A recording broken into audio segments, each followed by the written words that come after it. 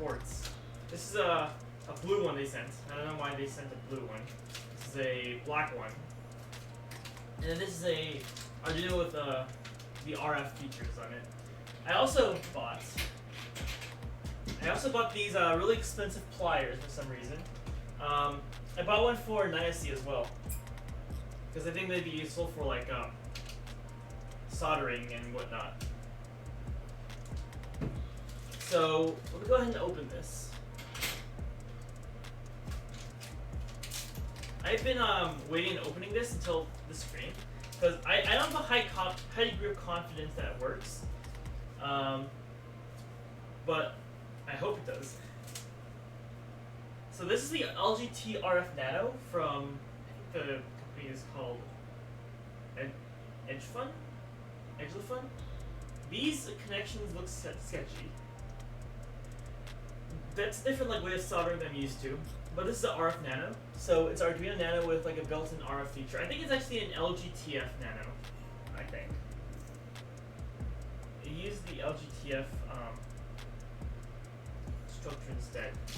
And then I have these two regular Nanos here. One is a blue board, and then one is, oh my goodness. Thank you, Offline, for the follow. So one of them is the blue board, and one of them is a black board. The blue board looks like a legit Nano, actually, which is interesting. Wonder why they sent this. And this looks like a legitimate Nano, which should be pretty expensive, actually. Maybe. Yeah. So I'm gonna go ahead and solder these together.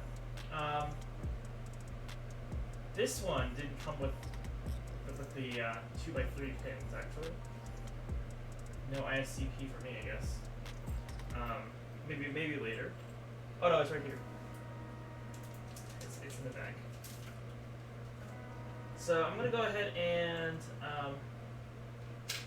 solder the Arduino Nano together, and then the other one, and then test if it works. Because I have like 25 of these. I hate for this just not work, you know. There's also like mounting things on the Arduino Nano, so maybe in the future if I have some sort of mounting thing I can use it. But as of right now, soldering at basic connections. Visualized by my phone, sorry, but I follow other stuff. No worries, that's the whole point of it. It's very loud in my ears. I think I made it a little bit too loud. But good to have you here, offline. Thank you for the support. Okay, let me just turn this on. I recently got a new soldering station, and I also got new solder sponges. I couldn't find my old solder sponge, so I had to get like a new one. And these ones are like this is smaller than I'm used to, so I kind of have to like remove the dome in order to access it. But this solder sponge is different from what I'm used to, at least. Okay. I'm setting my soldering temperature. I used to set it to like 460 or something like really. Oh, did I say your name right? Offline? I'm like usually really bad at names.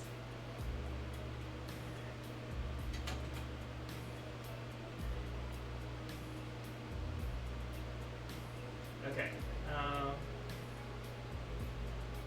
Alright, let me just put this here. Okay. So this is a pretty much a brand new soldering station here. It's hard soldering with like a camera in front of your face, but let me know if you guys can see what's going on.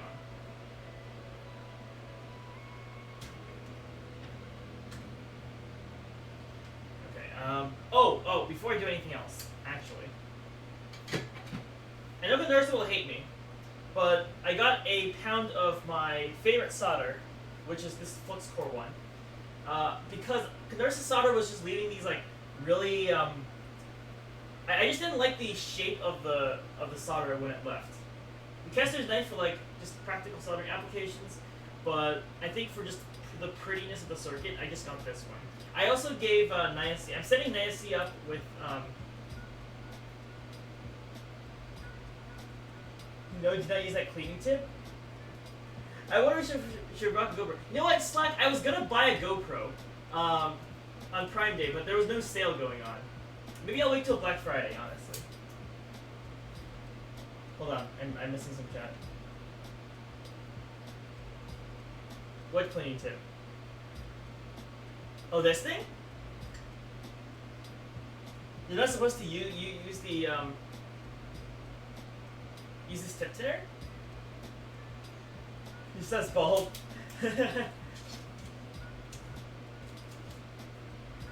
I had no idea, because like the way I learned it, you had to use this to clean your tip.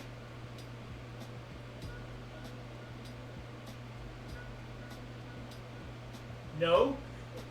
What is it used for then? Wrong.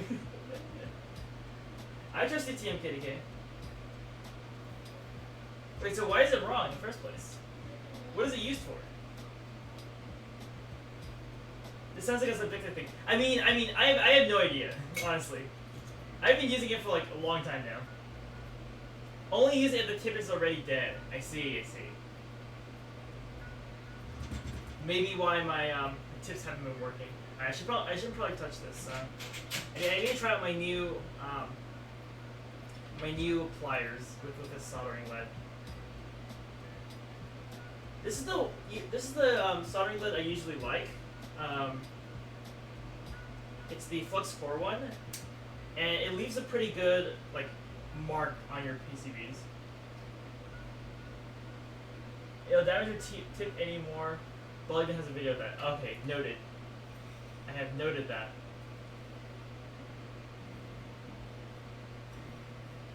My dad told me as a kid I have no recollection.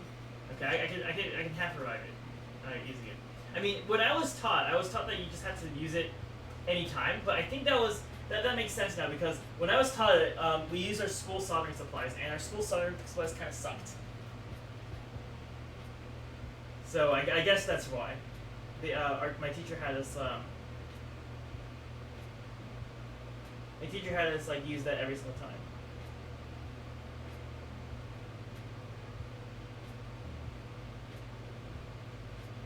Yeah, no hate to Condarsa's solder, but this one is just so much better, to be honest. Maybe because I'm used to it. I don't know.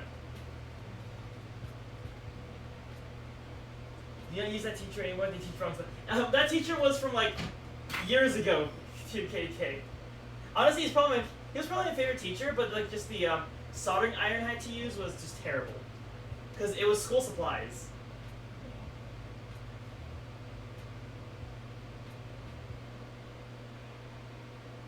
Okay, looks pretty straight, so I'm gonna go ahead and solder the rest of the pins.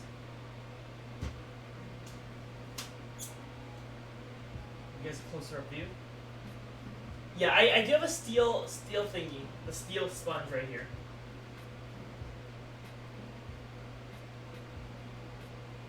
Look, that's good to know, Team KDK. I will no longer be using the tip tinner religiously.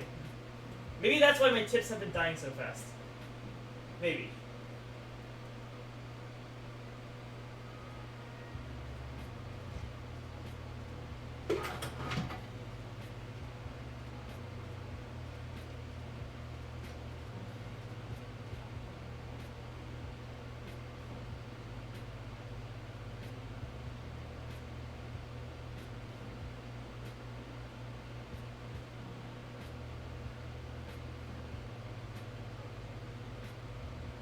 More solder wire. I know I got a pound of this stuff, but I can be a little bit more generous with it.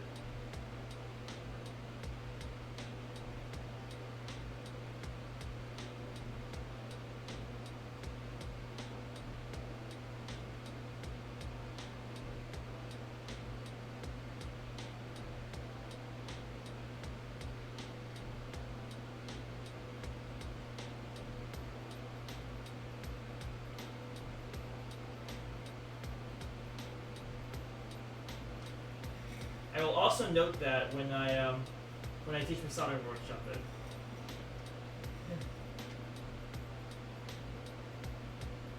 Oh yes, this is satisfying to watch.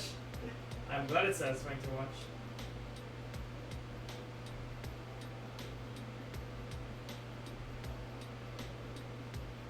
You guys see the smoke on the camera? There's like smoke traveling towards my my sucking fan.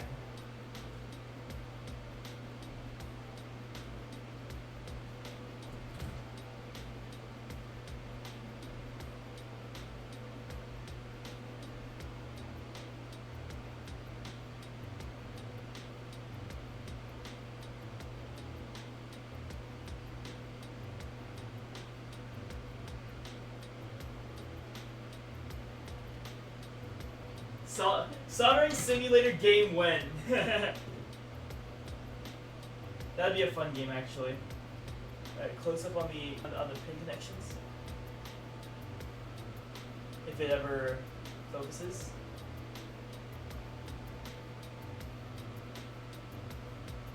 Stupid camera. It doesn't like focusing. Maybe I put a hand behind it. Nah. I promise you guys, the connections are pretty good. Except for the one I just saw.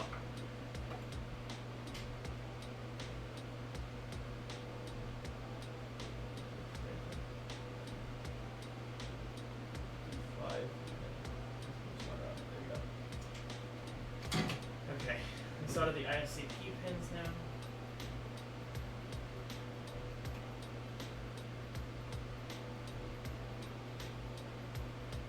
You usually put this stuff on top, right?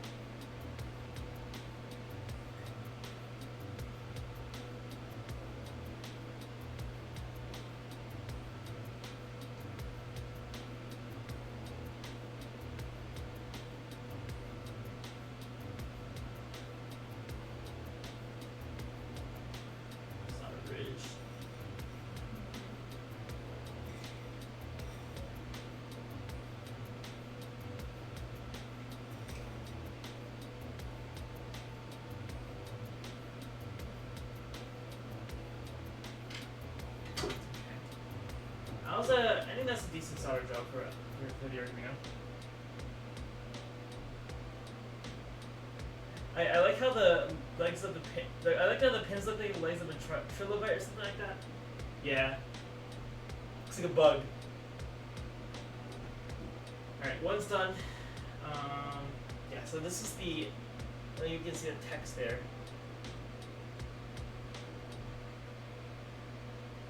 It just doesn't like focusing.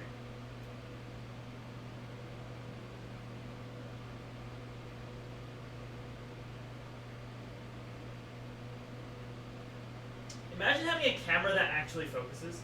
It says LG RF Nano V2.0.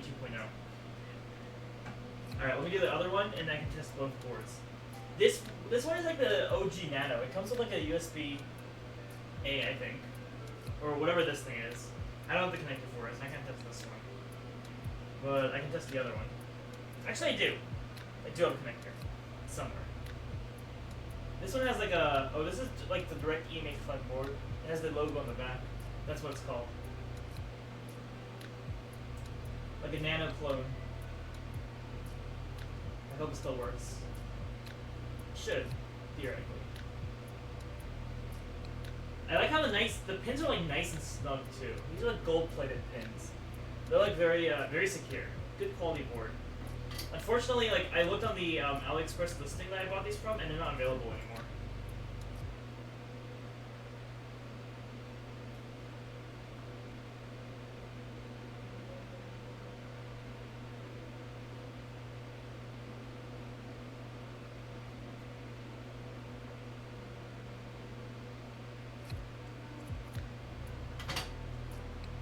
Cuff, get the cannon software.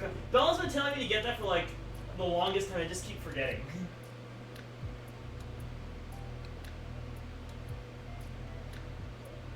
It's just like if someone tells me to do things, I just like turn, like run in the opposite direction. Bella will keep reminding me until like the day I finally like break and I finally get it.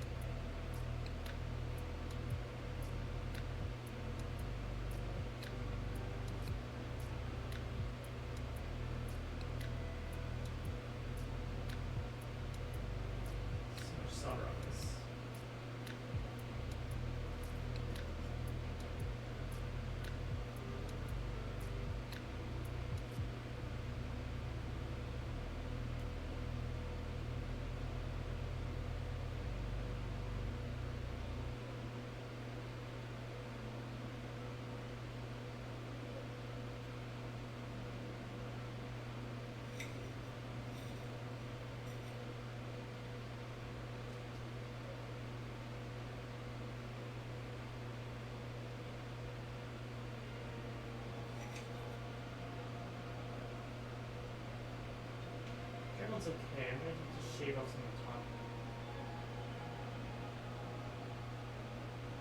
There's too much solder on some of these pins.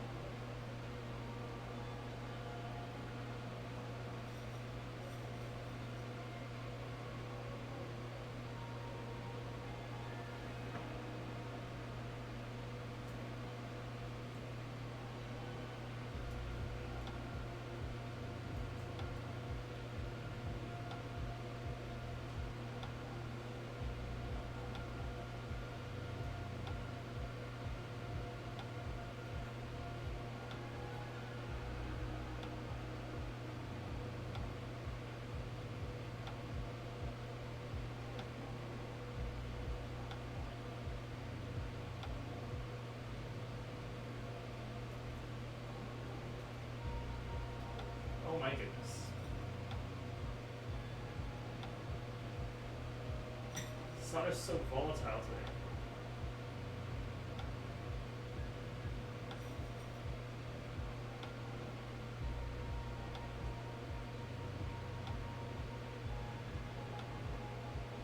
No, I take it back. These pins don't like to adhere to solder pins well.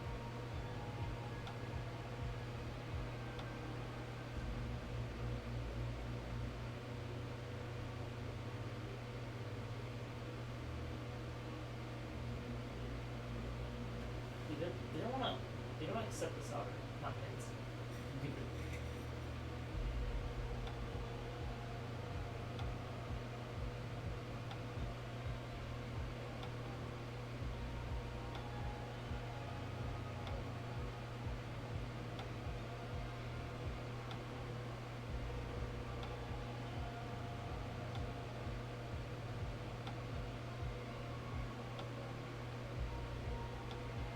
I think I should use like a thinner tip or something. This is actually proving to be a challenge.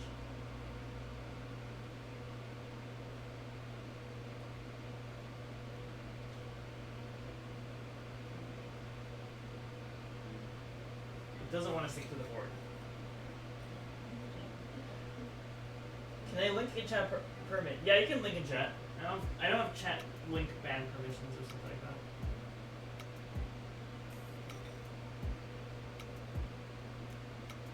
Or whatever this thing was.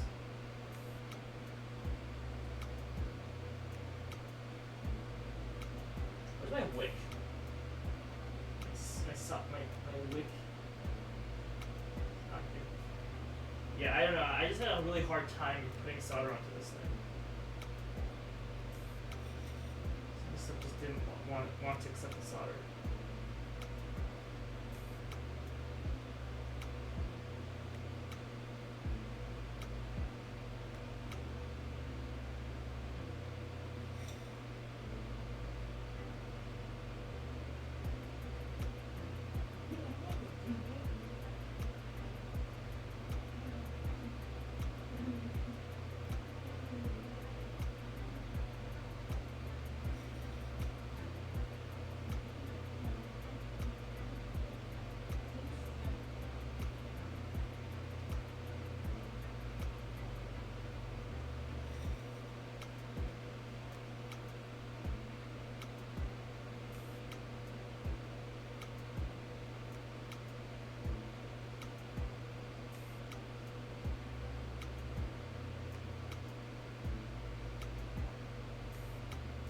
No, these boards are pretty cheap, by the way. They don't like to hold the solder on either side. The other board was much better.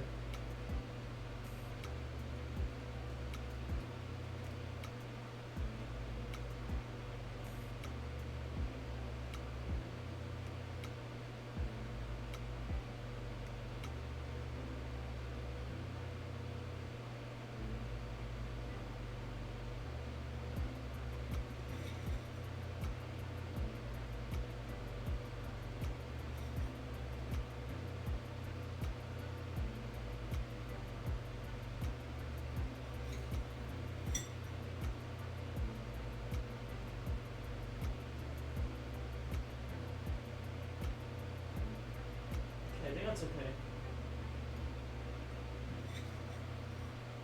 Okay, now I just have to like test all three of these boards out.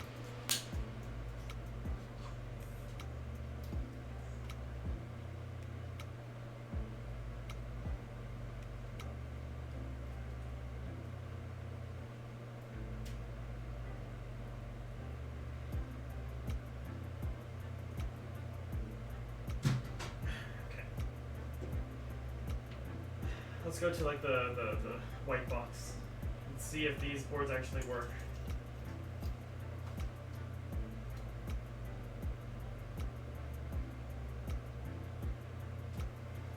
Is suddenly Ben's TM Kitty, can we never hear from him again? That would be funny.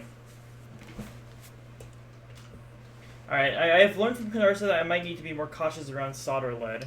And I will definitely take that advice. Therefore, I will wash my hands before doing anything else because I touched solder lead. But today we'll be reviewing.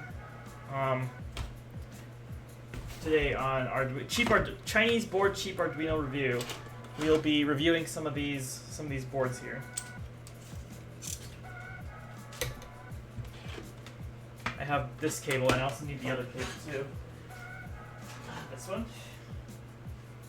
The Arduino Nano. We'll see if they work. I'm hoping they work because these are pretty cheap Arduinos. Actually cheap because they were like $4 each.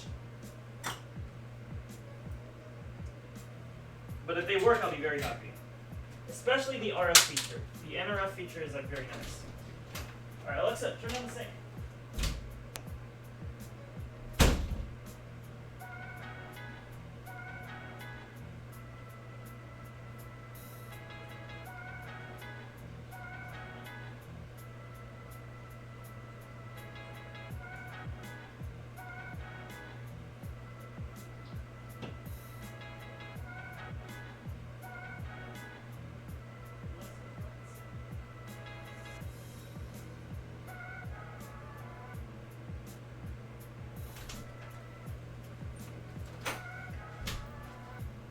Alright.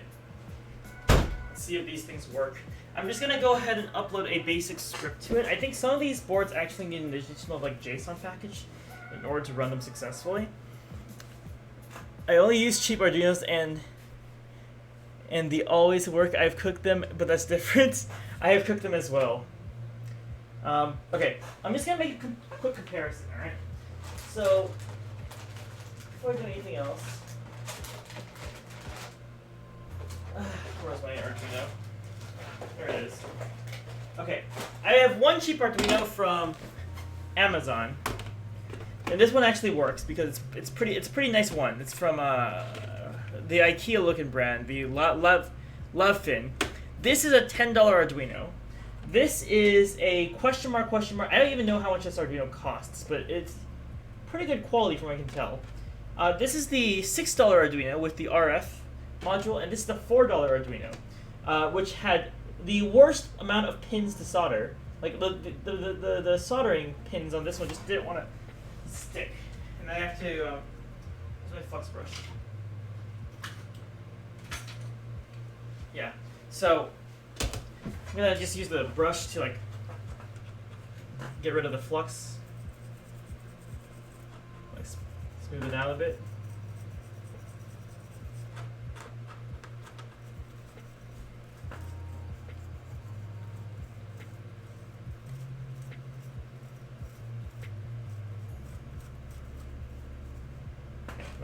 That'll be fine. Okay. And so this is a $7 Arduino, which is the Arduino Pro Micro, and in it I have some code running some RF stuff. And my webcam crashed. Okay, yeah, I have running some code. This is one of the custom boards that I built in order to have an expansion pack for the Arduino Pro Micro because it's very useful. USB-C doesn't work, but we'll take care of that later. So basically, I'm here to see if the stuff that I bought actually works. I also forgot to solder these pins on, so I'm going to go do that real quick. I guess this stream will become a Arduino review stream. Like, I have CAD work to do too. It's not just Arduino. I have to do some CADing later, so stream's not all a lie.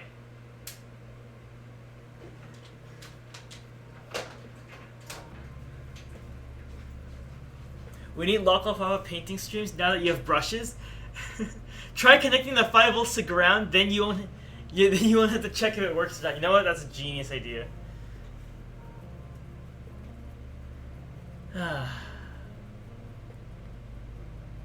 After the flux is gone, you have to add new flux to get it clean again. Well, I mean, I have the flux core solder, so it should already have flux in it. Like that's the idea, anyways. Because I'm not gonna put extra flux on.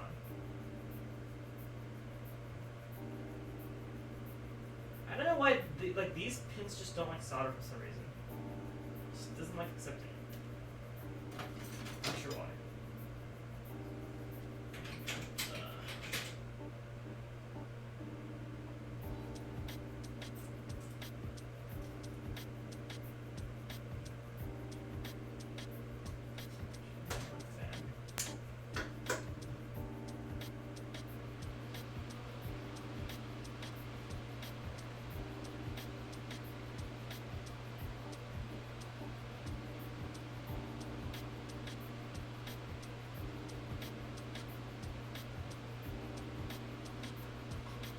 That accepted it pretty well.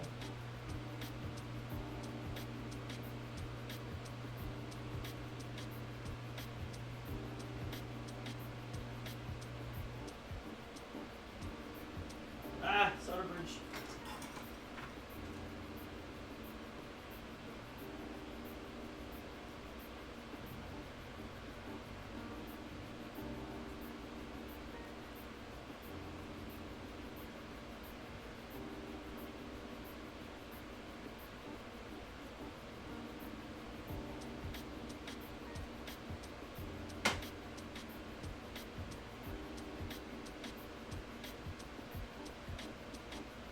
This solder's like really stretchy. Look at this, you guys. That's like a piece of solder like stretched up to oblivion. Like that is some stretchy solder.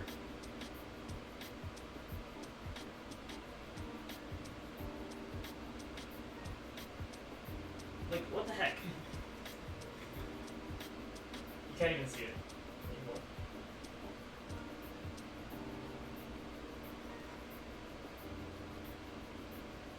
On my bucket list of things I wanted to see today, stretchy solder was not one of them. Okay.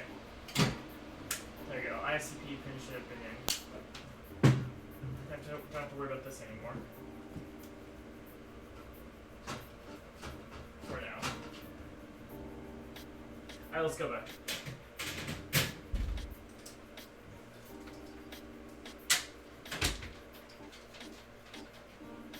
I have a 12-volt rail running from my power source all the way to this white box setup. So I do like demos for the boards and such. See, that's the 12-volt line that I have running from my power source. So I have 5 volts and 12 volts here. And then I'll like regulate it to like 3.3 volts and all that. Hello, Nicey. It was literally stretchy filament. That's what it looked like. Okay, so I'm going to do a basic stress test on each of these nanos. For the first one, I'm going to do a basic blink test to make sure the LED is working. So this is the blue nano from China. Does it want to focus? Of course not. When does it want to focus, anyways? Okay. And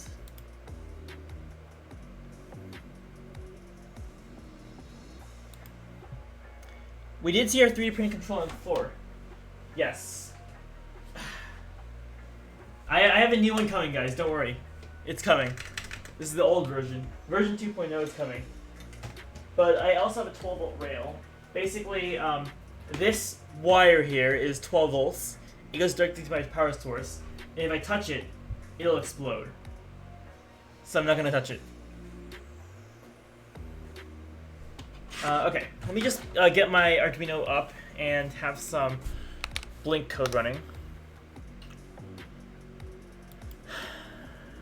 Alright,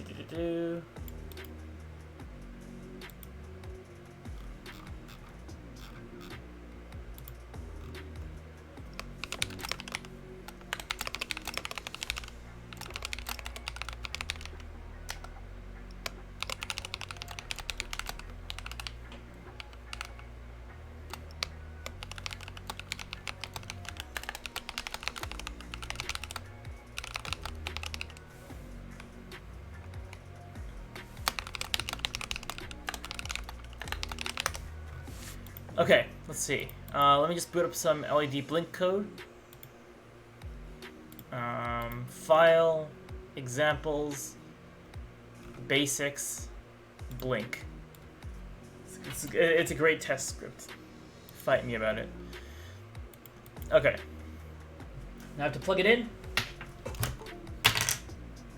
So, here is my mess of port connections, and my computer is extremely dusty right now. I'm gonna clean that up later. Okay, so here is the cheap Nano from China. Looks like this. It does recognize on port 12.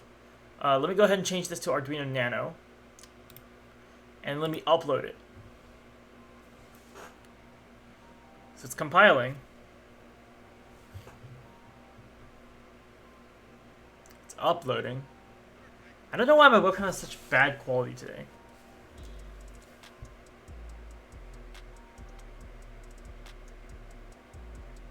It's still uploading. It doesn't want to upload.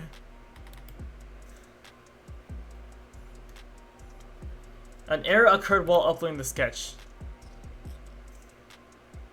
Oh, great. Oh no, it's this error. Okay, my computer usually doesn't like me, uploading things like this.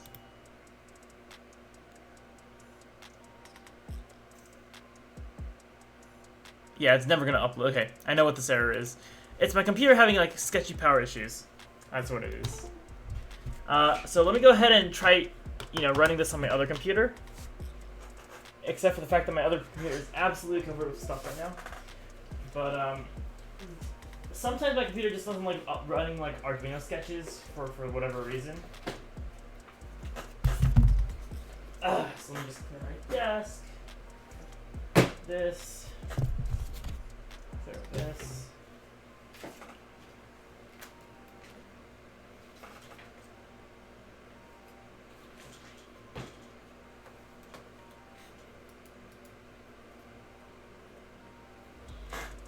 Okay. We're moving setups. We're moving it to over here.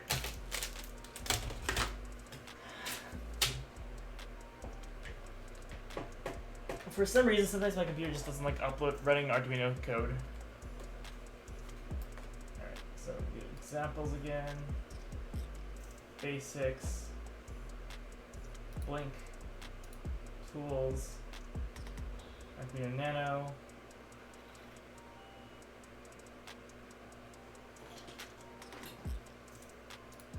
I think it's COM31. I don't know what COM5 is.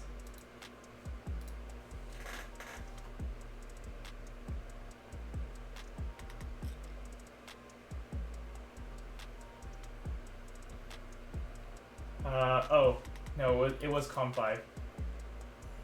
Okay.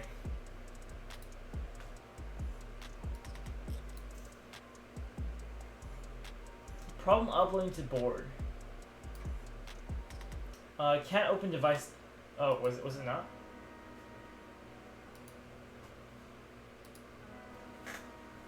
It had a problem uploading to COM5.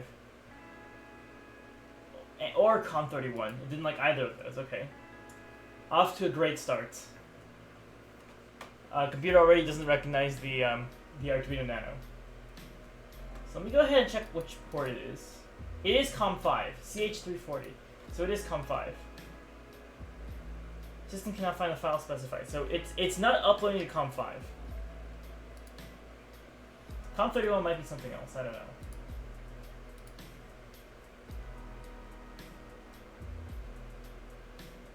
Okay. So it doesn't work because it's a cheap Chinese Arduino, which means I need specific firmware, which I don't have because it's cheap. It's a cheap Chinese Arduino. So give me a second.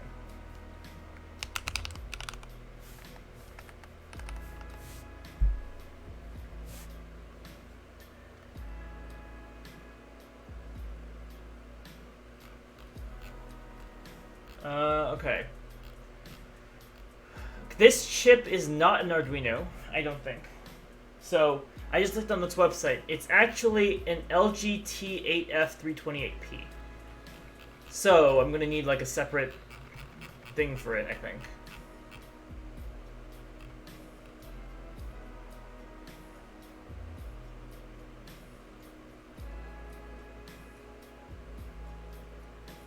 Eight-bit RISC core, 16-bit digital operation expansion.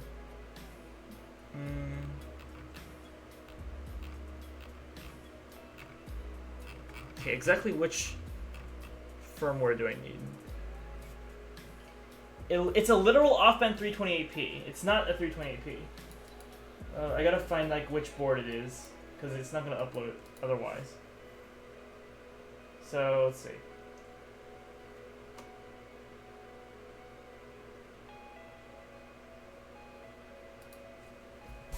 Arduino.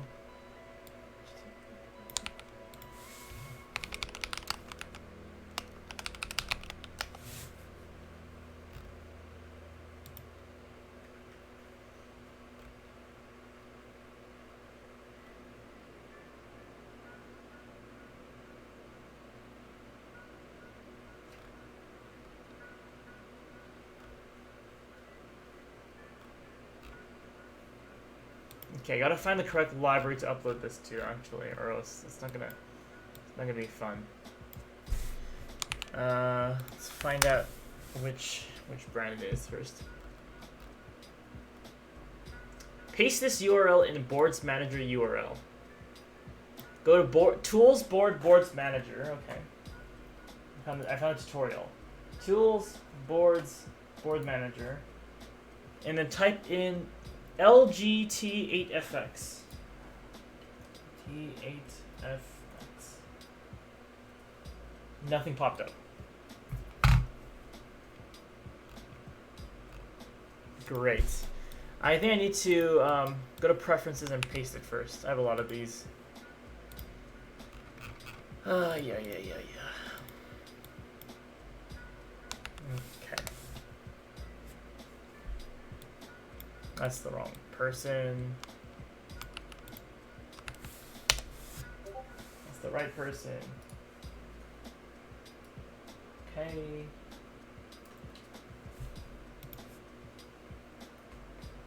Copy this. Go to the Arduino, go to Blink, go to File, Preferences, comma, okay, Tools, Board Manager, and then LGT, HFX. Okay, yes, install. Close. Okay, please upload.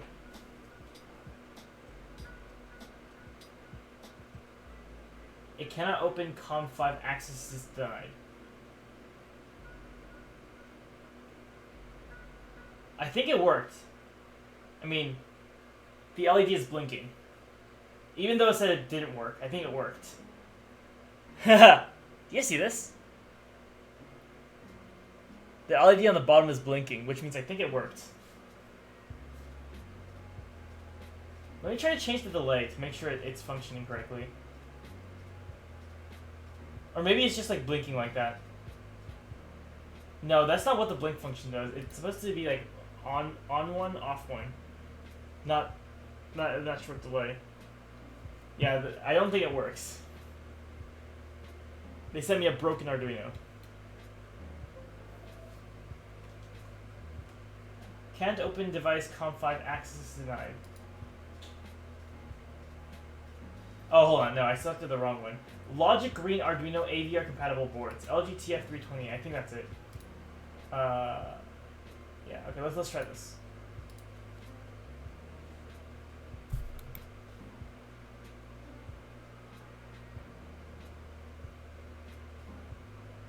Did it work? It works. Wait, it actually worked. Do you see this LED down here? It's 1 second on, 1 second off. Okay, so I just need to go through an overly complicated process to upload this code. Great. We know the $4 Arduino worked. The blue board. This kind of works. The chip is kind of hot, but you know it kind of works. It kind of works. All right, next up on my list is this one. This actual Arduino Nano that works with Arduino Nano software from Lavfin, the IKEA company that sells boards. This is probably the most expensive Arduino board. I just realized this is kind of like the that BuzzFeed show that does like prices, like different things at different price points. But this is with Arduino boards. So this one should probably be like less of a pain in the butt to work with, because this is an actual Arduino Nano, even though it's not actually the real thing yet. Okay, so this would be tools. This board is just the regular Arduino Nano. Okay.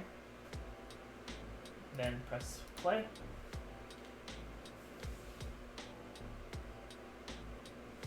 Can't open. Why?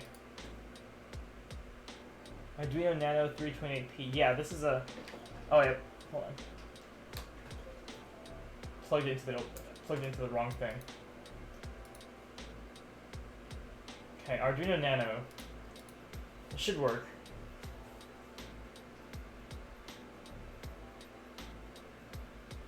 Okay, yeah. It works. Blink works. Yes. Okay. So, as expected, the $10 Arduino Nano is great. No problems here. Just stuff this back in. But it is a $10 Arduino Nano. Just putting it out there, you know? Okay, so both of the USB-A connections are functioning correctly. Now it's time to check out if the other ones are doing, doing the same. So these are the ones with the USB micro connections. Come on, go in. So first off, we have the Arduino Nano, which is supposedly the LGTF variant. So the knockoff version. Okay. Supposedly. And if I go ahead and use the LG Logic Green Arduino AVR. They also have the ATtiny88 version of this. Okay, it was not that. It was not an LGTF. Let me try the regular Arduino. Maybe this one's a regular Arduino. It was not a regular Arduino. What the heck is this?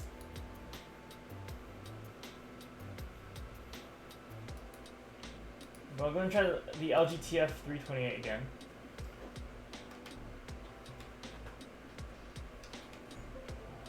Okay. What the heck? Why is this USB port so shaky? Okay. Upload.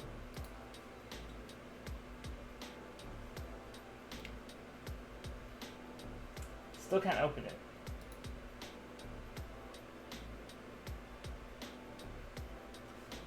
System cannot find the file specified. Problem uploading to board. Okay. So now is the problem that it's the board itself, or am I just uploading the wrong code to it?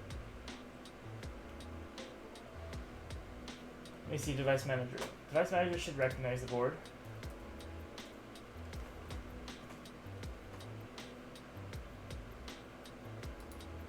COM11. It was on the complete wrong port. COM11.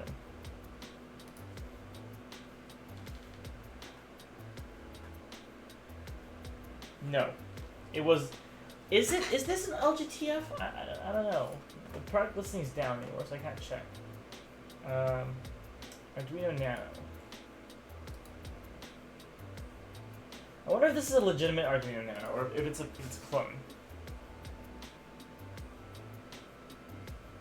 It was not. Okay, I don't know what this is. Is this ATML Mega 310? Oh, this is an actual Arduino, I think. Well, this one was... Well, this one also says ATML 328p. So I'm thinking this is some sort of... I don't actually know what this is, because it's not uploading to it. So let me just, like, you know, sidestep that and go straight to the RF Nano. Now, this one is specified as definitely the LGTF variant. So theoretically, you should upload with the with that in mind.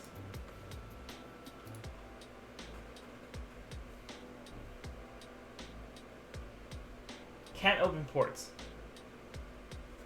Really? Huh. Doesn't like uploading, huh?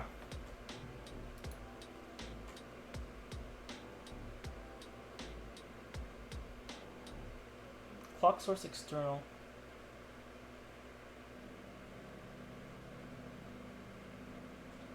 Might be an external clock signal, actually. Wait, this is a 16 megahertz crystal, right? It is. It's not a 32 megahertz crystal. External clock signal.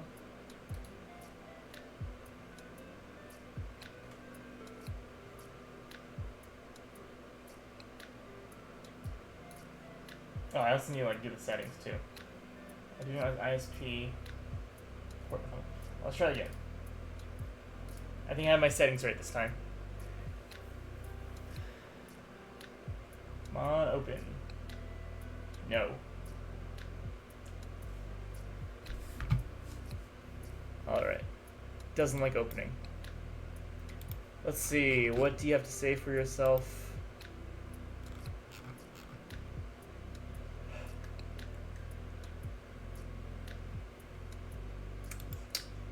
Still says you should probably use this to upload it, but it's not working. So if something's wrong internally, either with like the chip connection itself, or just with the computer. Because I don't think I'm doing anything wrong here.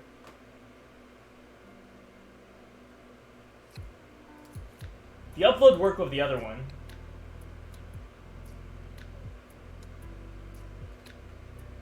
Yeah, I'll plug it and plug it back in again.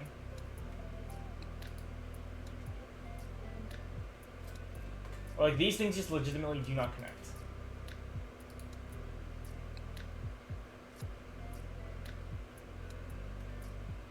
So it doesn't want to see it.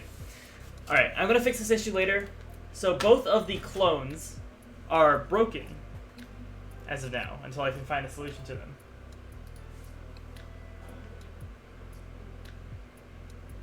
Yeah, they're just not recognizable by the computer. But if I go ahead and test with my Ardupots, this should be recognizable, right? This is the Pro Micro, a legitimate Pro Micro.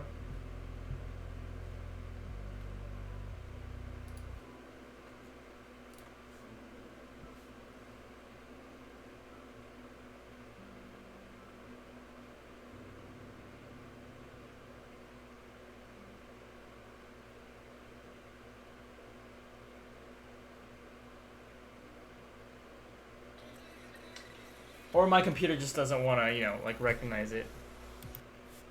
Could not find a board on the selected port. Oh, I don't have a port. COM 18.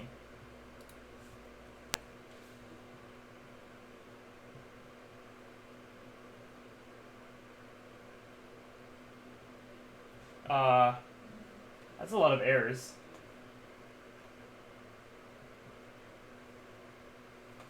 Didn't like that. It said port busy. Okay, I think I need to restart my computer. Looks better than the Picket 4 at least. I think I need to restart my computer. It's giving me a processing error and it's not going to like it whatever I do to it next. So, conclusion, don't buy your Arduinos from, like, China. Because, like, 3 out of 4 will be broken. Alright, on to some CADing. I need to, like, finish up some CAD work anyways. So give me a second. I want to change the screen.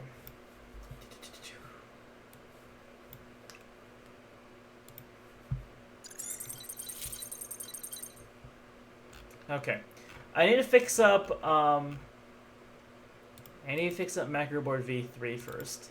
And then I need to fix up the other one. Let me just put my collection of Arduino boards over here.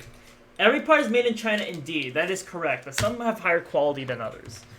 And the higher quality is what you're usually after. The ones that don't break on you if you try to, like, upload code to the board, are usually the better ones. But, either Taiwan or China. Yeah, everything's made in China these days. And you have, like, the rare Indonesia one from time to time. Okay. So I need to correct this design. I need to, like, go ahead and add, I think, 2 more slots to this top piece. Because the soldered board actually has 2 little holes to allow the LEDs to shine through. That are, like, on the side of it. So yeah.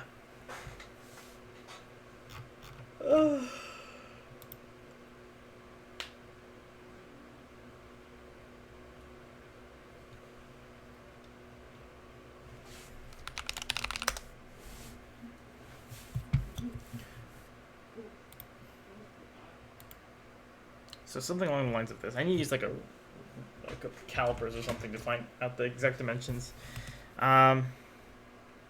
Away. So according to this, it's saying this is millimeters? No, it's inches. In inches, this LED is about 4 inches away. 0.4 inches away. I don't believe this, so I'm going to go 0.42.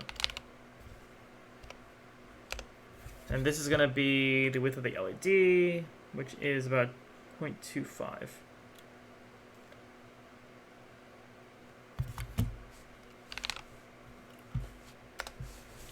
I presume that's the center of it, so I'm going to go ahead and center it along this edge. This edge is going to be 0.6, so that means it's going to be 0.6. 0.6 minus 0.25 is 0.35. 0.35 divided by 2 is 0.175. So the distance between this point and this point is 0.175. Okay. And then I'm going to mirror this across the center line.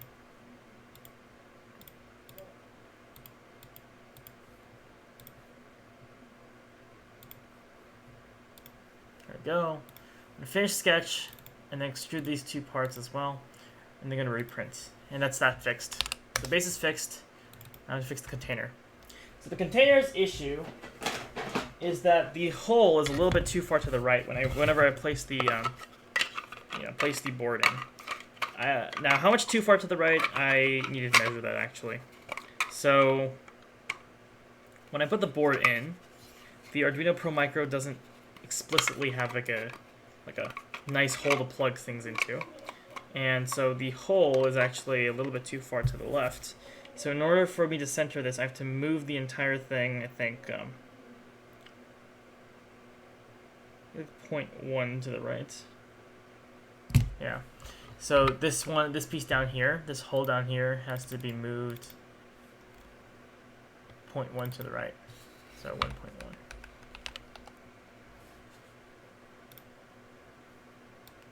Okay. I think that would be a better way of doing it. Let me just make sure by measuring this part. This is about 1 inch exactly, which is in line with the dimensions. There's an automate icon. Automated modeling. When did this appear? What? Wait, hold on. Fusion 360 has automated modeling now? Whoa. Select at least 2 faces to connect. Optionally, you can select areas where you don't want to create new geometry. The alternatives are generated automatically. Explore them and select the alternative that best suits your needs. Whoa. You can do like this face and like this face. Generate shapes. I don't know. That's cool. I'll go ahead and figure that one out later. But they just like slapped it right on top of there. So that was 1.110. Good. Okay. So base is fixed, container's fixed. I'm gonna reprint this, and everyone's gonna be happy because macro board 2 is gonna be nearly finished. All right, that's it for that. Now I have to go ahead and start working on the rotational battery holder for this project. So I already made this platform. Case demo here.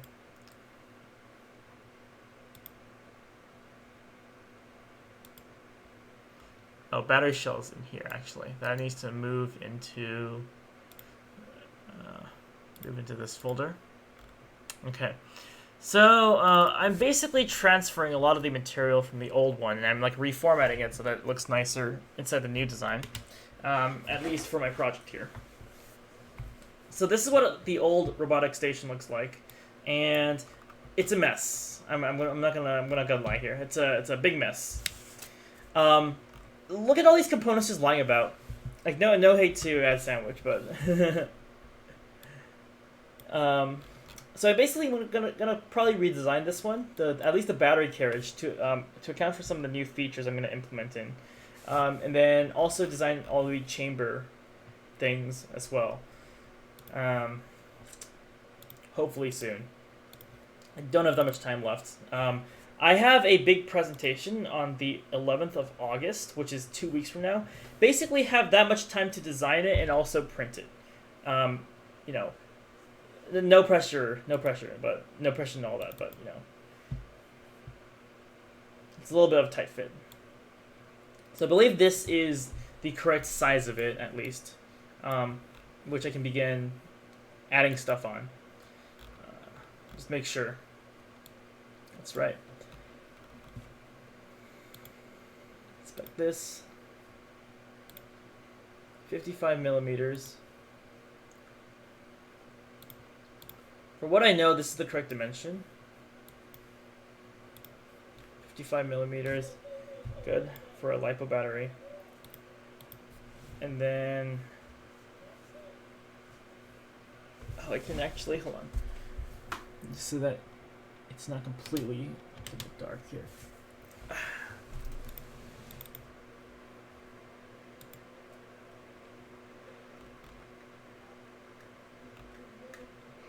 Cool, do we even have a webcam? You do, huh? Yes, I am here. I am back. Awesome. Stream has not seen my face in such a long time because every time I show the other camera, every time I show the other camera, I can't have two cameras on at the same time. Otherwise, my stream will crash. So, hello. Welcome back. Yes. Hello, welcome back. I am here. So I know in this design, the way this is designed is that 147.8, I think I put 150 in here. 150, yeah.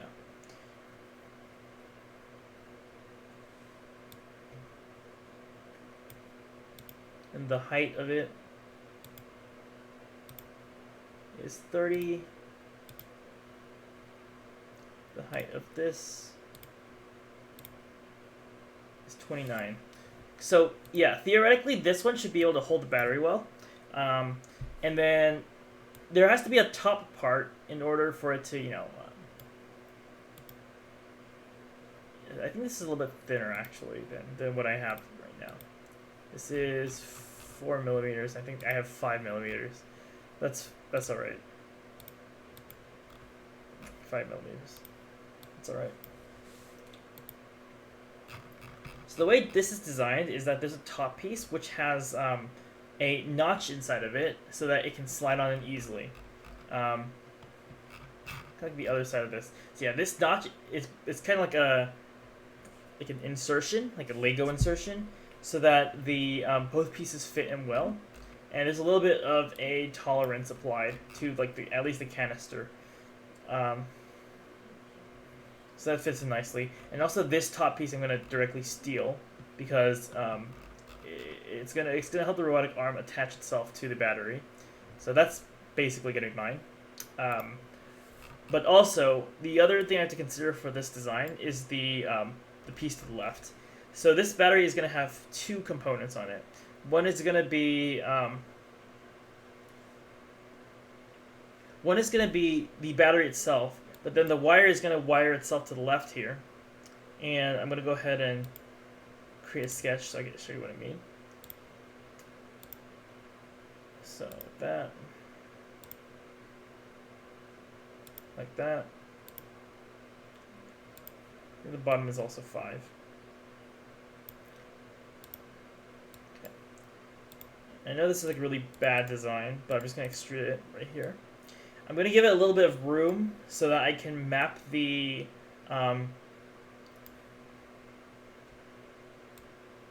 prongs correctly, because what I'm going to do then is I'm going to start adding the inserts. So the top piece is going to be like 5 millimeters. I'm not concerned about that.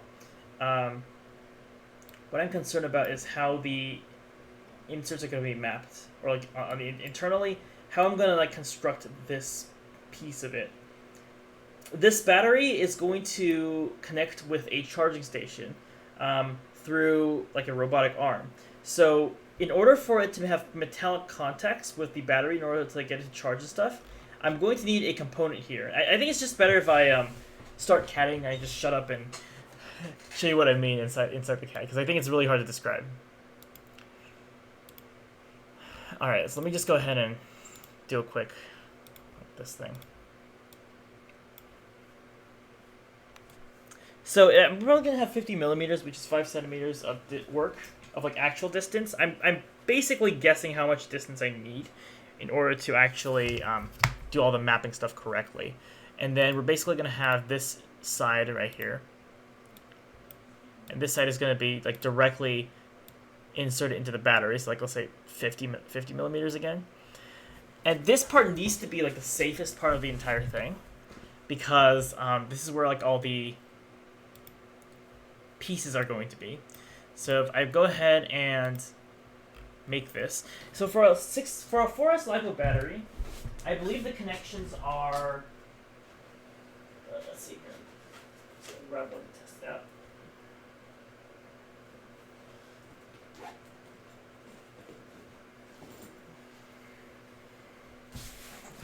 So there are the two big ones, and then there are 5 smaller connections that need to be mapped correctly.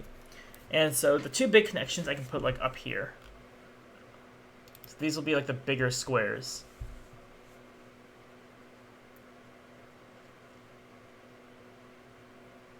Let me think of how I'm actually gonna like implement this, because a little bit tricky.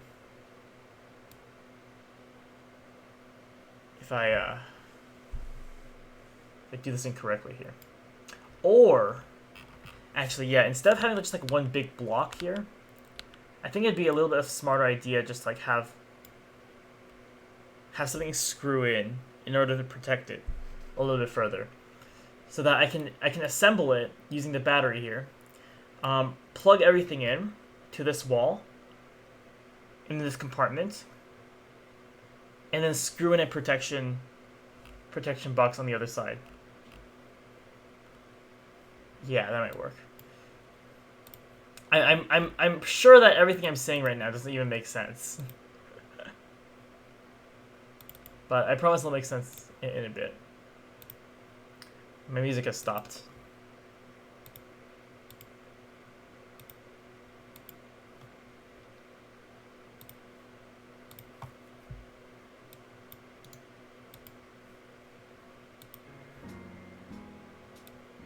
Okay. Let's see how much I can like actually design in this next hour here. How long will it take it to print out? Good question. This piece right now will take around 8 hours or 9 hours to print out.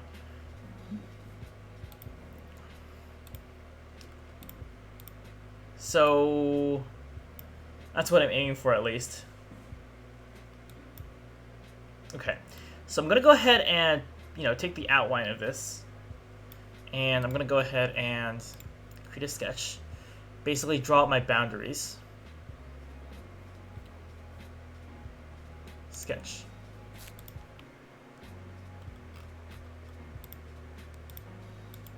These are my boundary lines. And then I'm going to do some math. Parents are not happy with electric bills. True. My parents are probably used to it by now. My printer...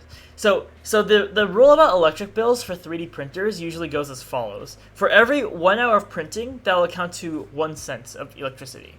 So when you're printing, you got to take that into account as kind of like the price of making things. And also when you're selling things, you also take that into account. Like, if I get reimbursed from the school, they don't reimburse me for electric bills. Right? If I have like 200 hours for printing, that's like 20 bucks already. It's like, I don't get electricity for free. Electricity is definitely not free. It is worth it if you know what you're doing, right? Along with some other things. It is worth it. Like, I know a printer can get you like 6 figures in a year. Just build a solar panel. Honestly, like, yeah, I was considering it. Bill him. I was high-key considering that.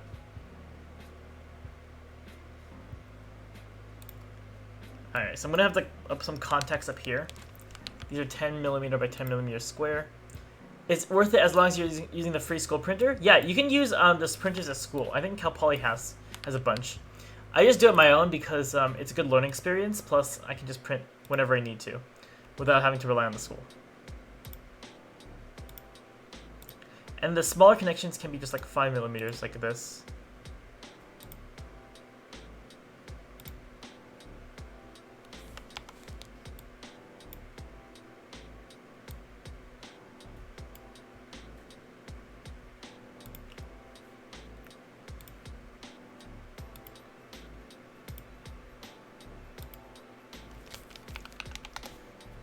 So let me just space these out accordingly.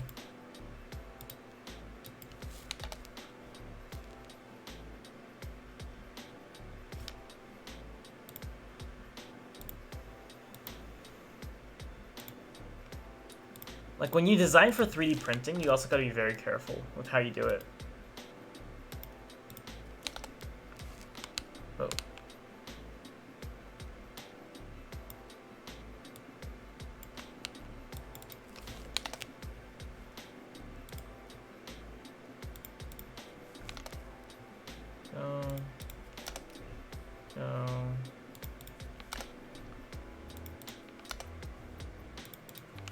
Just constrain that first.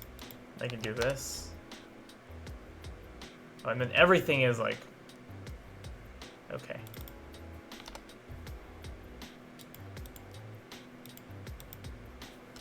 I'll over-constrain it, I think. It won't. Okay. Then I have to like move these ones.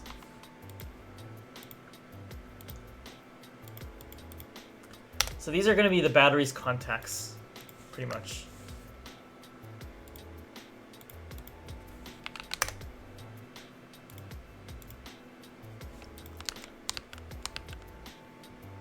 Will this cause a fire? I have no clue. Will it heat up dramatically? Probably.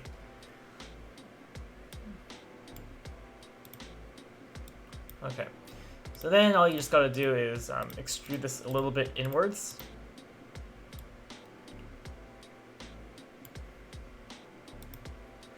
Okay. So when you're assembling this, you're basically gonna be... Don't forget our school's motto, learn by doing. Fire. There may be fire. Yes, there may be fire. So I'm going to go ahead and extrude this. And I'm going to extrude it all the way through. So we're going to install some like other component here just to keep it safe. And I'm going to go ahead and attach a piece here. At least a lesson there. Yeah, I guess that's at least a lesson. So the battery is going to go ahead and connect inwards in this little compartment here. We're going to place the battery in this component, and then we're going to go ahead and attach that little piece there onto the top here.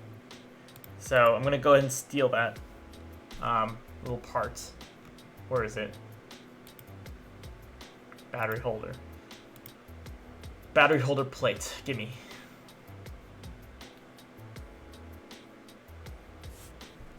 So I'm going to go ahead and export this. And I'm going to go ahead and put this inside here. Whoop. Make it shaped like crack and cheese. So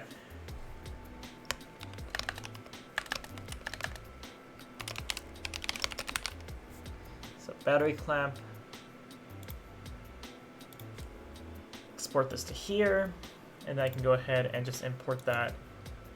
Insert into current design.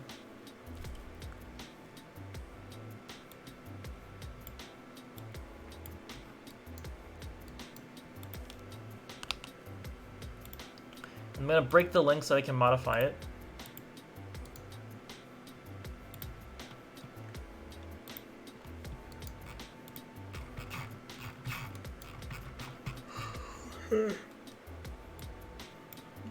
Alright, so now I don't... So now I don't agree with these screws here. Where'd they go? Oh. I don't agree with these screw placements. Now, that's how I used a different set of screws than I did, and I don't agree with them, so I'm not going to use them. Instead, what I'm going to do is I'm just going to take this and then replace these screw holes with something else. Guys, it looks like a face. Looks like a face crying for help. That's probably my favorite thing in this product, is this battery holder thing.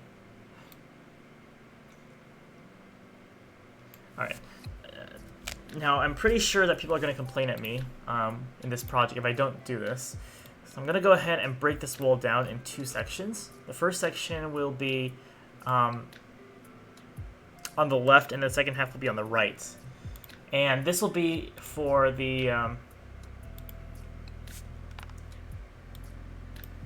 this will be for the wires of the battery to come through, so they can connect with the with these holes here. So these holes are designed to be a little bit bigger, so that when we insert them into the other side of it, they will fit in nicely. Hopefully with enough tolerance to do so, actually. I might have to make some like spring-loaded metal piece to fit in. But like this is actually really small. 5mm is really small. Yeah.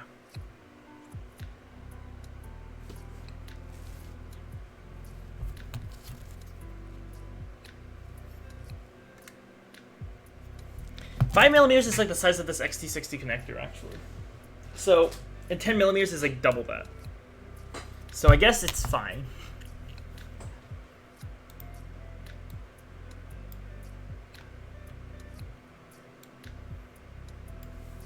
So the way you do it is you insert this entire thing into the battery chamber, right? And then I imagine you're going to go ahead and let's say like bend it in this formation, and then like inwards, so like kind of like this, right? When you're designing one of these things.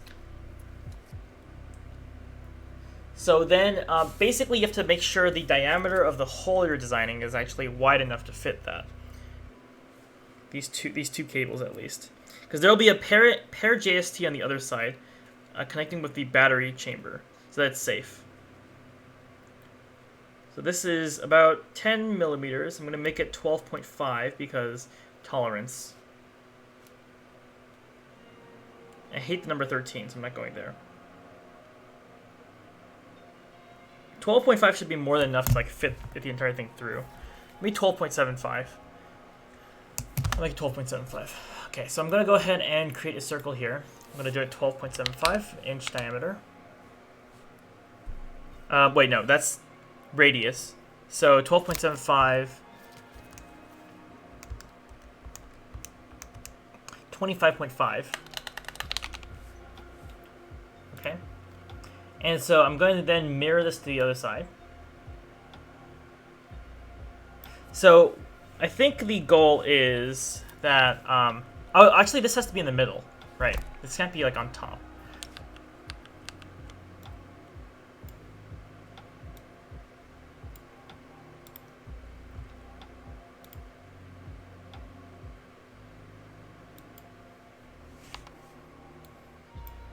A little bit too far. Okay, so 25.5 on the left and then on the right. That's fat. It's pretty large. Okay, I think I'm gonna go ahead and do some geometry here. I'm gonna make a line going up to the top here and to the bottom. Same for the left side. Actually, I'm gonna be the smart one and mirror it to the other side after I'm done with this.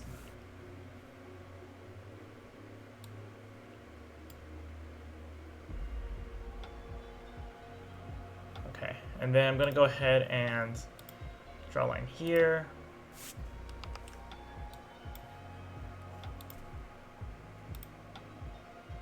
Draw a line from the bottom.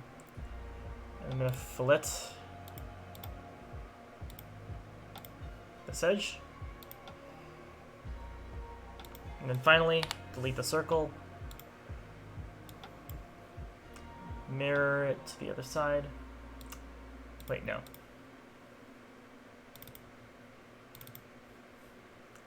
Inside the sketch, mirror it to the other side.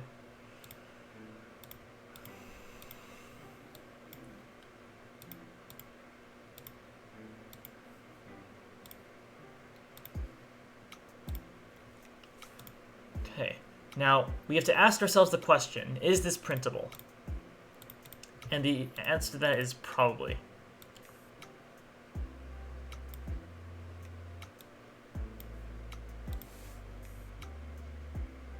It is printable if we go ahead and fillet this edge. Fillet.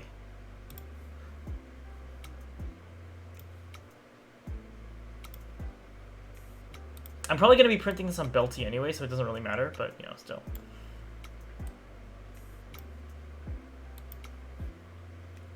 Yeah, so they'll be able to print properly, I think. That radius is 3, actually, not 2.5. Holy crap, it's 3. Okay, so you can either put the, make sure you stream tomorrow night. What's tomorrow night?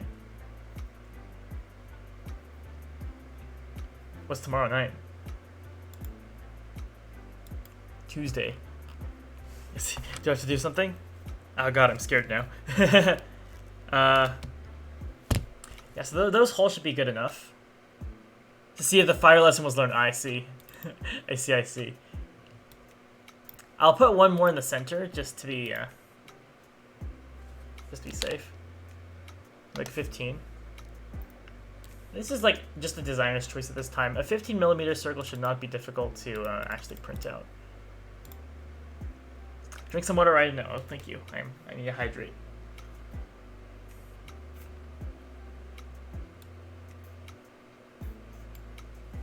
And so I'm hoping this like area will be enough in order to like put the I think I might print the inserts in resin and just like slam them in using a hammer. I wonder if there's electrically conductive PLA, or if that's the thing. Bellum, is there such thing as electrically conductive PLA? Or like printer filament? Because I kind of want that.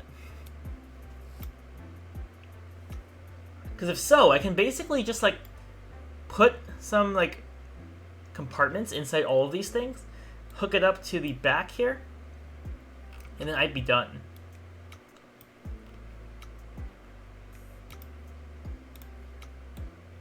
Right? That's 50mm.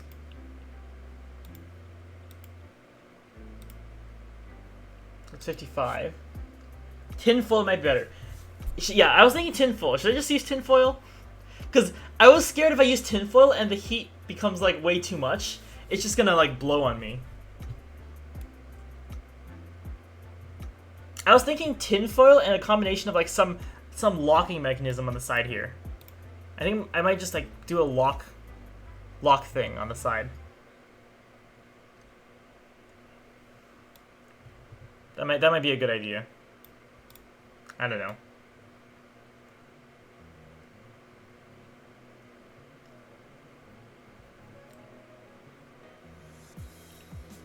Yeah, let me just go ahead and make this like a little bit more reasonable first. So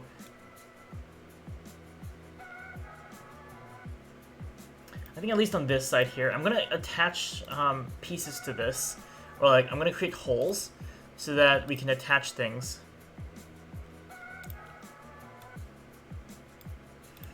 I'm gonna create a hole here, and a hole in the center. Same with the other side. A hole here, and a hole here.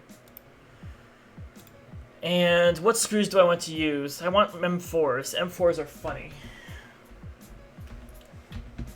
Oh yes, the lock thing. Screws. I love screws.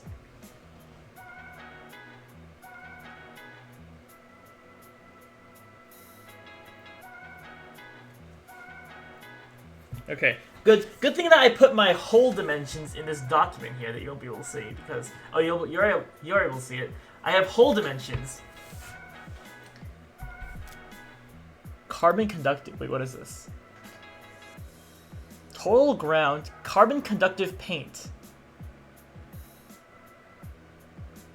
Interesting. Interesting. Interesting. Interesting. Interesting. Okay. Okay. Hold on here. Wait, Bellum, this you might just have saved my project. I think this would work. MG Chemical. I think I'm gonna get this. I think I'm gonna get this.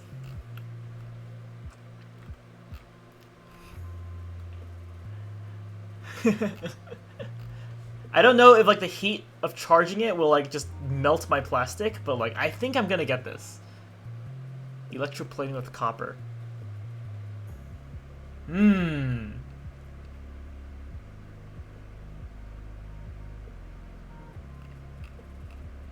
What is the SQ? I have no idea. What is the SQ? Also, does this stuff work with getting rid of like RF noise? Because I remember like for my drone thing, it was getting really bad GPS signals because the RF from the transmitter would mess up the signal for the receiver that was on the board as well. So you think if I just paint the PLA with like this material, it sticks with PLA, right? Injected molding plastics. Yeah, if I paint the outside of the PLA structure with this kind of stuff, you think it'll like get rid of that external noise from the transmitter? That's a thought. Okay, I'm gonna use M4 screws because M4 screws are funny. And plus, like this is more of like a bigger thing, so I think it needs bigger screws. Actually, no. I think I'm just gonna use M3 because M4 is a bit large. I use M4s for my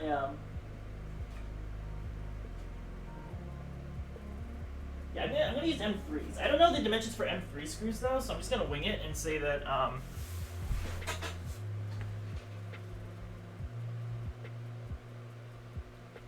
you know what? I'm gonna measure it.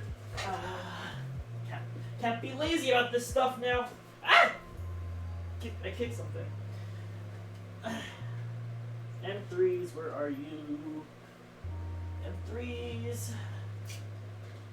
I need to make like a chart of this stuff, like eventually.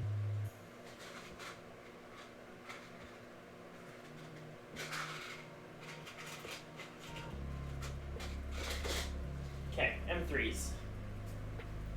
Dimensioning help for screws. Okay, so let me just make a new item here for M3 screws. Dimensions.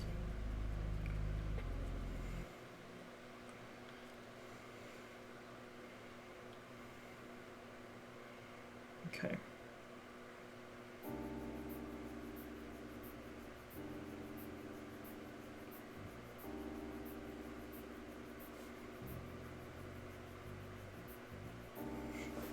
So for an M3 screw, which I think this is an M3 by 8. Yeah, this looks a little bit better for like a small object.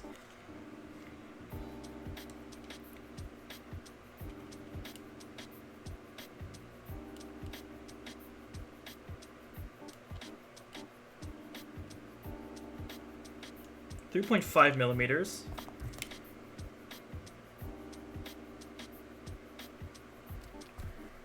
And then on the top,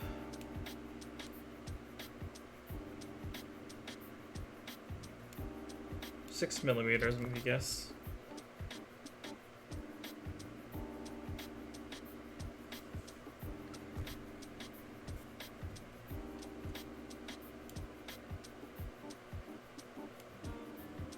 .2 millimeters.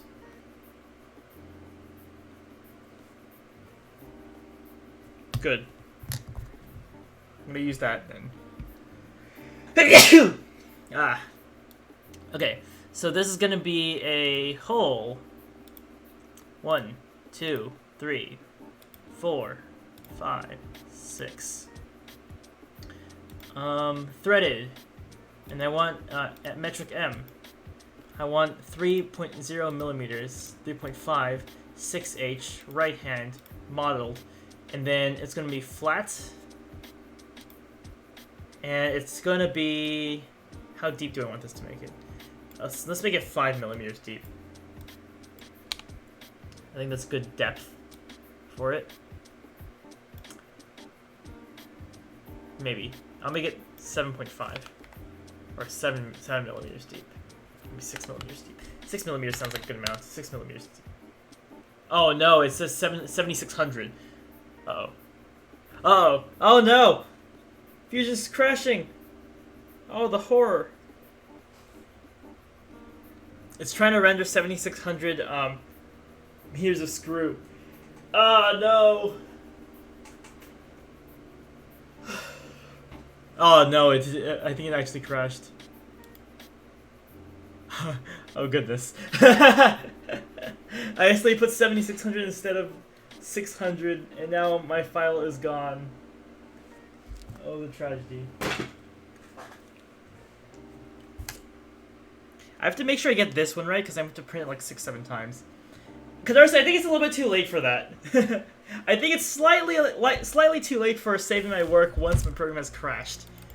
I don't think it likes rendering 7600 millimeters of screw threads.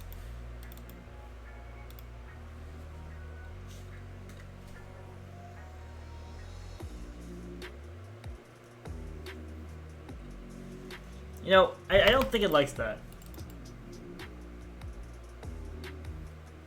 Oh. Hello there.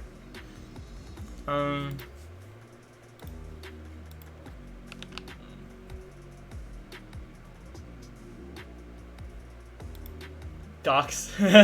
Hey! Nobody read my emails.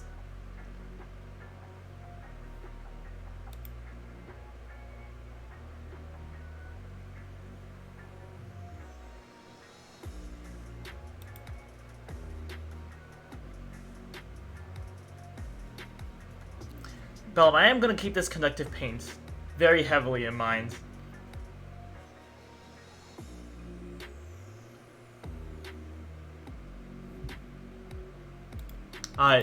Thank you for this recovery document. Very useful. And thank you for not obliterating my document by crashing it. And just quickly save it real quick. Alright, let's try this again, shall we? 1, 2, 3, 4, 5, 6. Threaded, simple. 6 millimeters deep instead of 7600 this time. Okay. Antimetric M, 3 millimeters. Make it a little wider, right hand modeled. Okay. So, I'm going to be using these 6 screw thingies in order to screw in a protective case for it that I'm going to make a little bit in a little bit. So, theoretically, right, the plan is coat this entire thing with conductive paint like Bellum says, and then on the back here, wire it up using like solder or something like that to the electrical, to like a XT60 connector and also a 5-pin JST.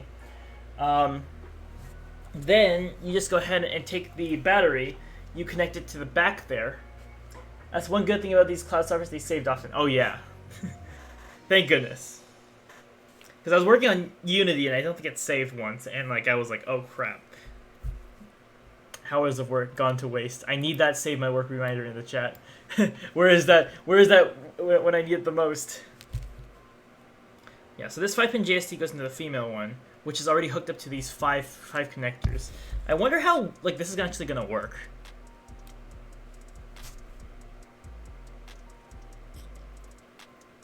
Let's see.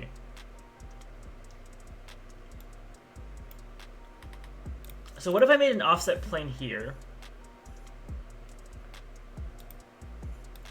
And I just go ahead and make a sketch here and parameterize this. Finish it. But then I just go ahead and... So first thing I do is I go ahead and extrude all this outwards. Alright? Maybe like 5 millimeters outwards. No, how would that connect? No. What I do. You see what I do? Is...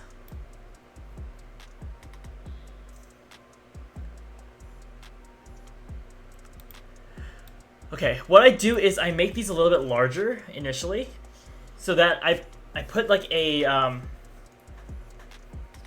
I print something else that goes on top of it, right? Like a stencil for this. And with that stencil, I do all the PLA printing and whatnot. Or, yeah, I wire it up with the stencil. I put the stencil in. And then I hook the rest of it up to the battery chamber. I think that might be how I do it. So I just have to print something that is like about this size that I put in front. So instead of putting an offset plane in the back, I'll put an offset plane in the front, like this.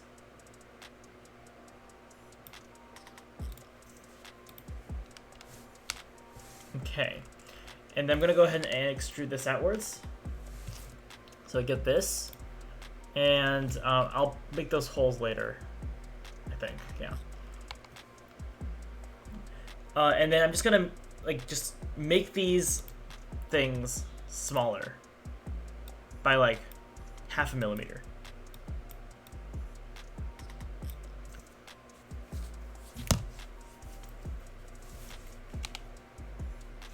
Right?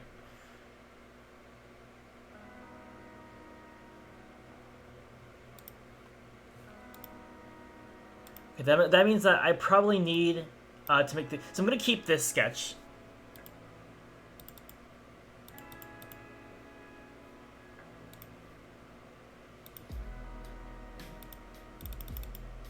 This one here. I need to make these a tiny bit larger so that I can fit the other ones in. Okay, so I'm gonna make this 12 millimeters instead.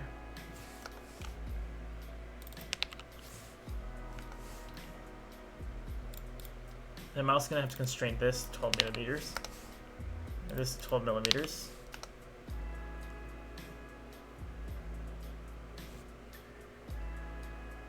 And then before I ruin everything else, I need to like make sure I keep the center in like the same locations. So I'm gonna put a point.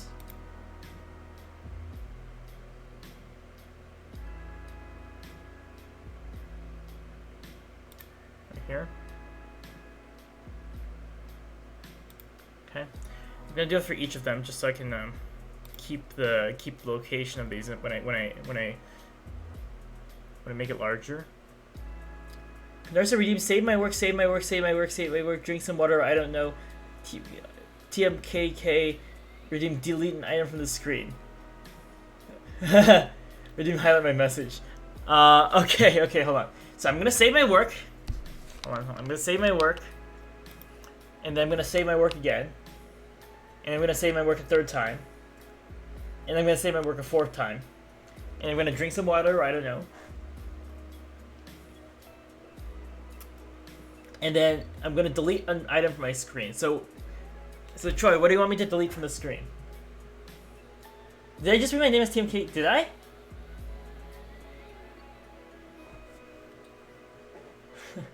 Maybe, I don't know. I'm losing it here. It's 10:40 p.m. What would you like me to delete from the screen?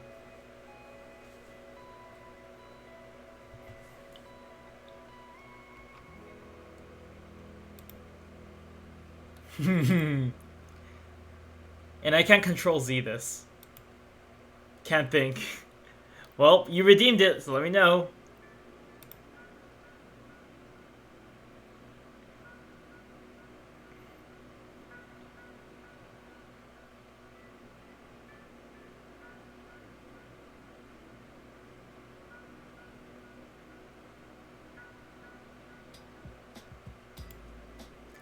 Just learned a lesson.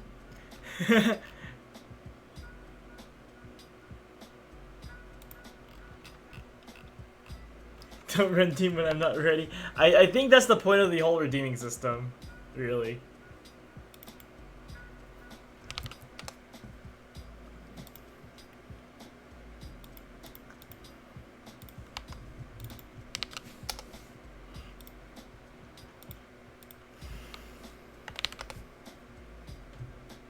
Okay, so I'm gonna definitely make this larger.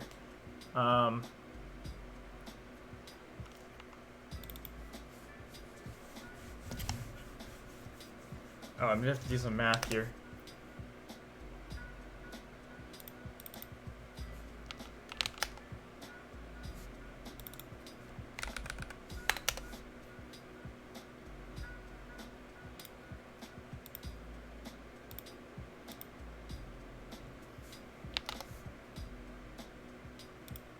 How far is this? This is 10 millimeters. Okay, so 10 millimeters, and that needs 6 millimeters there. Then it'll be 4 millimeters, right? No. Yeah, it'll be 4 millimeters.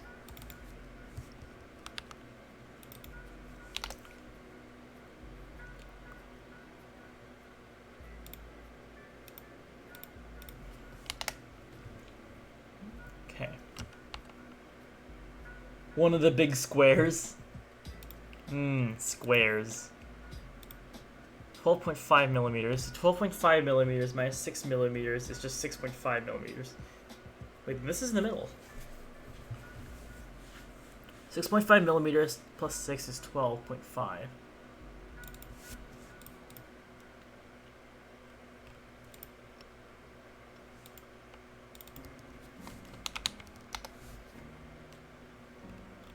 Right, that's fine. Okay. I'm gonna make each of these 6 millimeters long.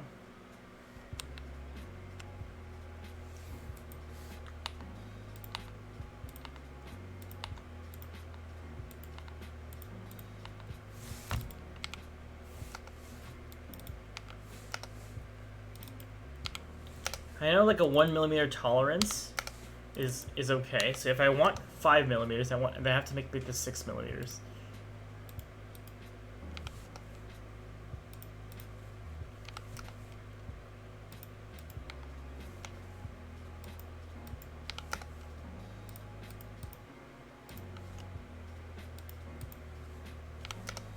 Some of this stuff is a literal millimeters worth of difference.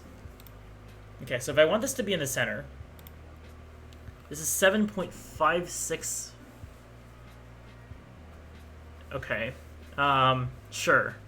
But I'm just gonna say 7.5 minus 3, 4.576. So this bottom area has to be 4.576. Let me just go ahead and constrain this to the edge first.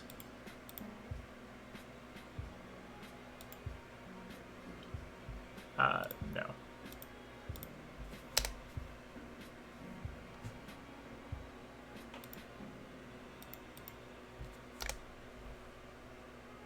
Okay.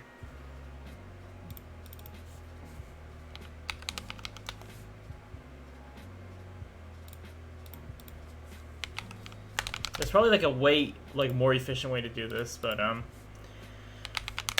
don't have the will or the way to do it right now.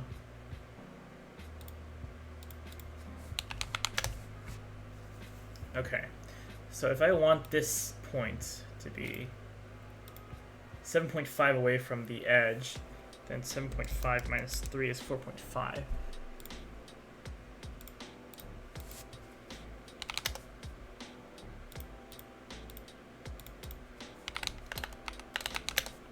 Okay, and then if I want the distance between this point and this point to be 10 millimeters, okay, then this is going to be 3 minus 3. Then distance between this point and this point have to be 2 millimeters, I think. Or no, it's 4 millimeters. Okay, I can math. So with Belty, this is completely printable, by the way.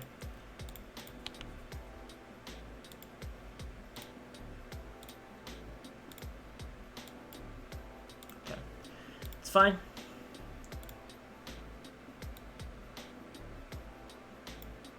Okay, so now when I go ahead and enter this sketch, and I want to create like an insert to these items, that I could just make an offset of like 1 millimeter, and that'd be perfectly fine. Chain selection. Yeah. So same with this one, 1 millimeter offset, and then for like these tiny ones, it's gonna be 0.5 millimeters, just so I can get them back into shape. Whoops, 0.5.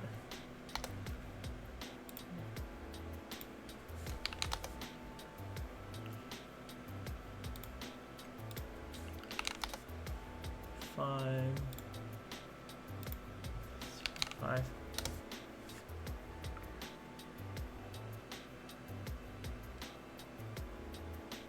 Okay, and then I'm going to go ahead and dimension these circles. I'm going to dimension them as like 4 millimeters, just so that I know that the screw is going to go straight through this.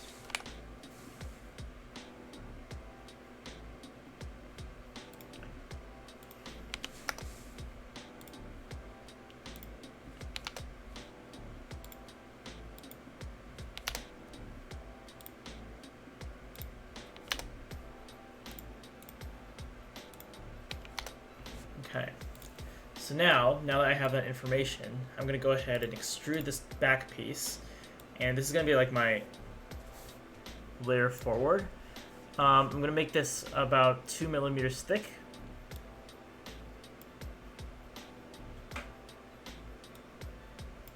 Okay, I'm going to get that sketch back. This extrusion should include these outlines, I think.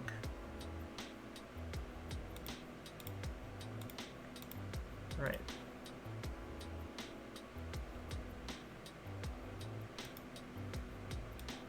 Okay, and then I do another extrusion on the back.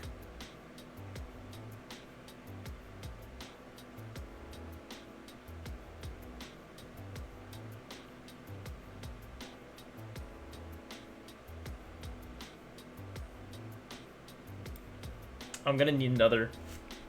Hold on.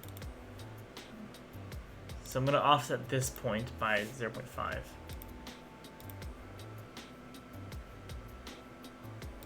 Oh.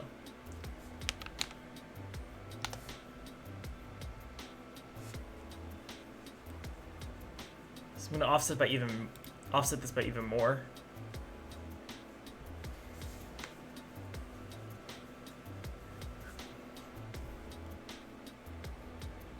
Wait, the walls are not going to be strong enough. That's my main concern with this right now. I'm just going to leave this as is for now. I can worry about it later.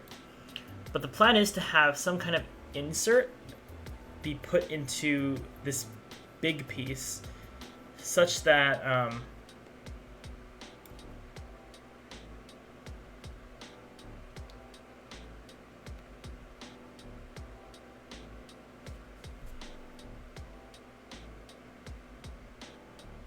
yeah, okay, hold on. Like I know what to do.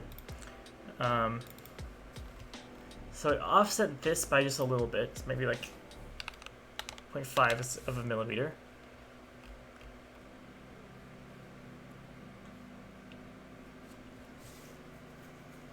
Because it doesn't really matter what the offset for that is. It's just that I need it to neatly go into the battery carriage, right? And then for these ones, I can just do an offset of like 0.25. I have no idea how this is going to print, but find out.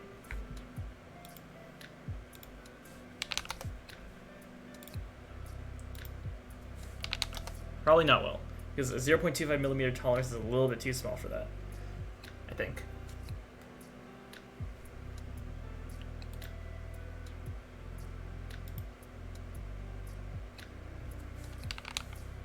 Yeah, it is too small. I'm gonna have to do like a 0.75 on that.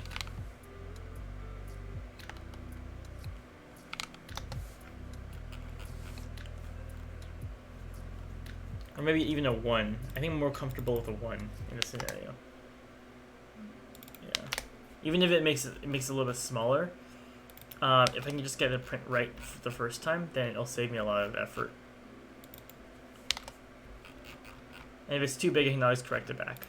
But since this is going to be screwed on anyways, I'm not too nervous about it. So I'm going to extrude this part, this part, this part, this part, this part, this part, this part. Extrude it inwards. And then this is going to go in like by 10.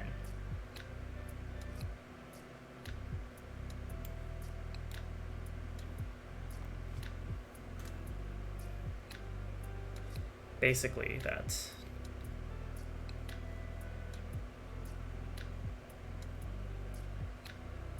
10 millimeters looks like a lot from here, but it's like literally only a centimeter.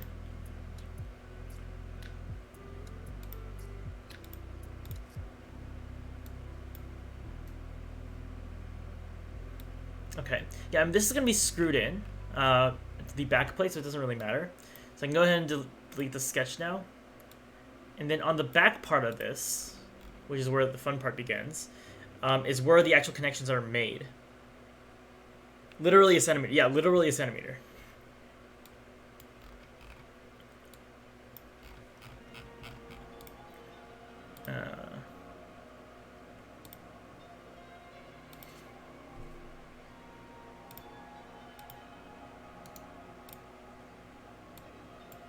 Let's move this back a bit.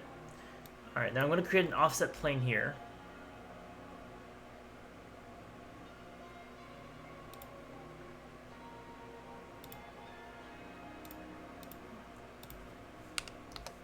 Well, it's not really offset, there's no offset. But then I'm going to go ahead and get the outline of this. Okay. And then I'm going to make a little extrusion. Here. Here.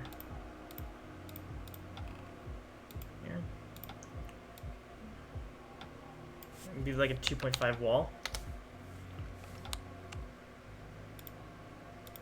Oh. Should probably join that. There you go. And then I'm going to go ahead and repeat that offset plane.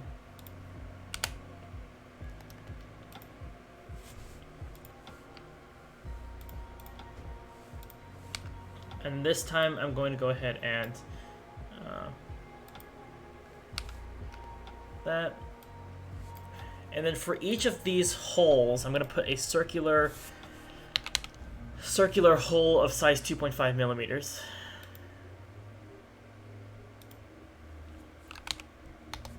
And this is going to be where the wire is going to go, pretty much.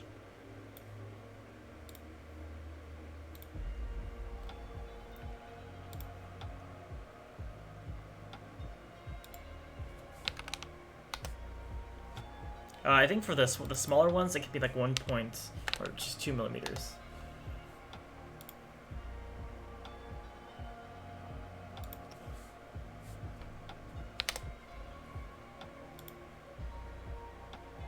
Where will the smoke vent? Good question. I have no clue.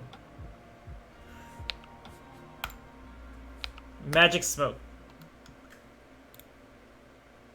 This thing is gonna like crash and burn the first time I test it. Oh, this thing is gonna be beautiful.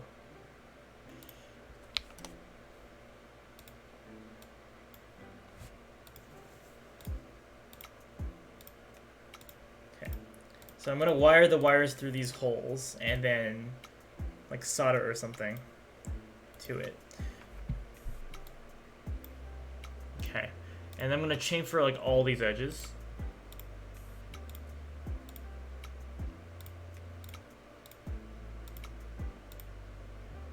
What is that?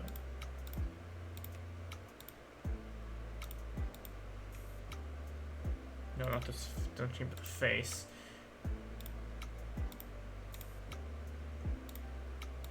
Meticulously get all those edges in there. Hello, fellows. Bellum is green again. Hey, Positron. Yes, Bellum is indeed green.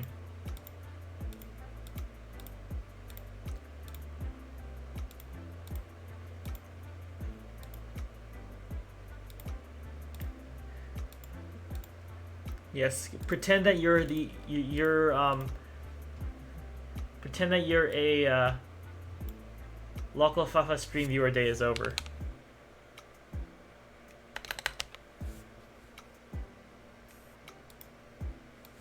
I like that, yeah. Cool. So the entire inside of this will be coated with Bellum's paint, conductive paint. It's actually very small in the scale of the big things, but it fits. Let me go ahead and put this as the main body. And then stencil. I'm gonna go ahead and create the component from the body so that I can join together. And then I'm gonna joint the stencil to the inside of this wall.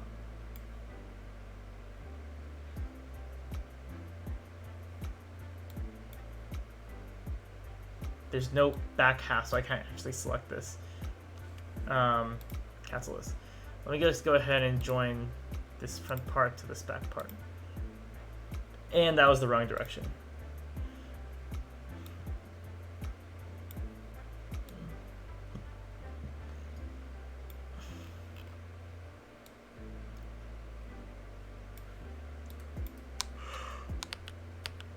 I think an easier way would just be to like join this hole with actually this hole. Yeah, actually that'd be way better solution.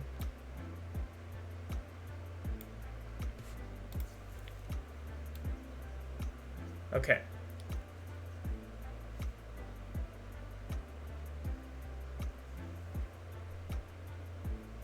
Wait, what's going on here?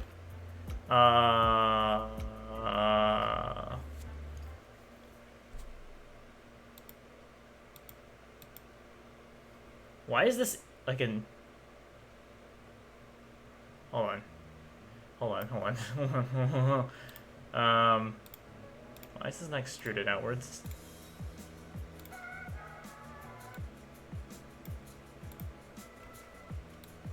Okay. There we go. Great. So we have a working battery insert.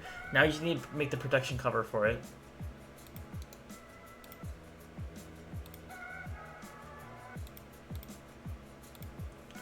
So 2 out of 3 pieces are done. The next piece is just to make sure that no one sticks their fingers inside this and electrocutes themselves. Interesting box. Oh, hello, Ad Sandwich. I am improving on your design currently, and making this ridiculously long box to prove a point. Okay, and then finally we can make the protection cover for it. And so Ad Sandwich, I'm sure you've heard the situation, or if you haven't, now you're hearing it from me. I have basically until August 11th to design this, print 8 of these, and make all the coding and logic work to detect the voltage from the batteries and stuff, and charge them and whatnot. It's no pressure, really. No pressure.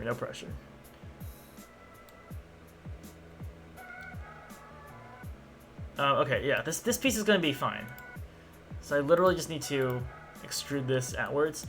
Let's give it like a good, how much protection do I want to give this? So I'm designing this like the UK power plugs. Let's say 30. So in order to not shock yourself, you have to like stick your finger like really on the inside of this in order to get the connections working, because it's only going to have the connections on this small stencil piece back here. This big piece won't actually have any connections. It'll just be like bare plastic, which hopefully will make things a little bit safer. I am using M3s, so if I use M3s, then this is going to be like an M3 by 35 millimeter screw. You can always get piano strings. Am I supposed to shock myself? I mean, theoretically, no. I hope you don't shock yourself using this. This is supposed to be a very safe way of charging your battery. So this big piece is just going to be inserted inwards, and you're gonna have a really big screw to do so.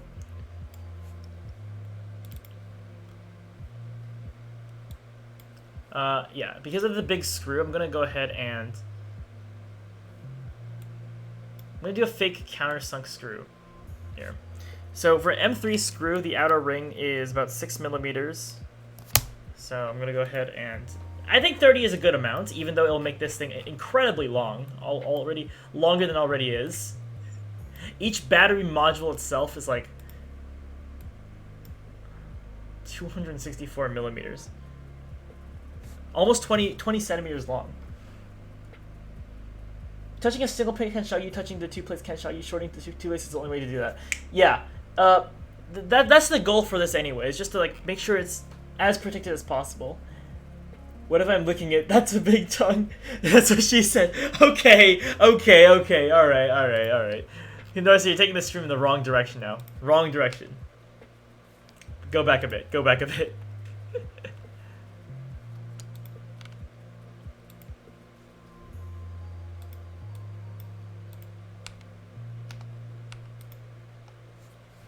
Okay, so yeah, this is going to be 6 millimeters, because I'm going to make this countersunk to fit some screws.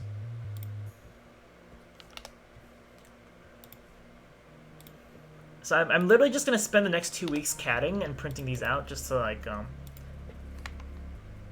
prove a point here. So today is going to be this module. Tomorrow's going to be the thing that this fits in. The day after will be like the rest of it, you know. It's going to be a rush to the finish because I also have this is not my only task. I also have finals. This is my midterm week actually. I have midterms this week I have to like probably do and probably study for. How long do they sell like these M3 screws? Let me see. Let me check with MasterCard. You realize that 300 millimeters, that's basically the full span of a Brody or a Space Cadet body. 300 millimeters? Yes. Hold on here. Let me just check this real quick. Wait, is it 300 millimeters already? Wait, what? Hold on. Hold on. Let me just like I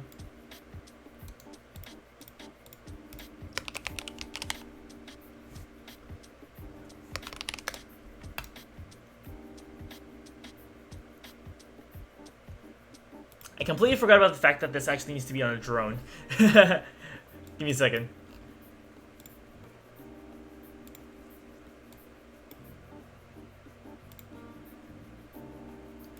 Okay, how long is this thing actually?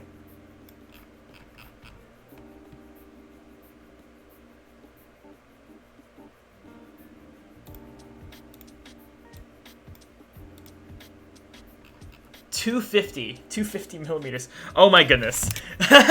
this thing is gonna be so long. Oh man.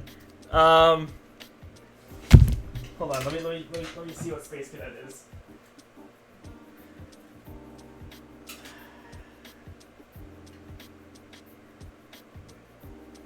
Oh, this thing is gonna be so long. Oh no. Oh no. This thing is so long.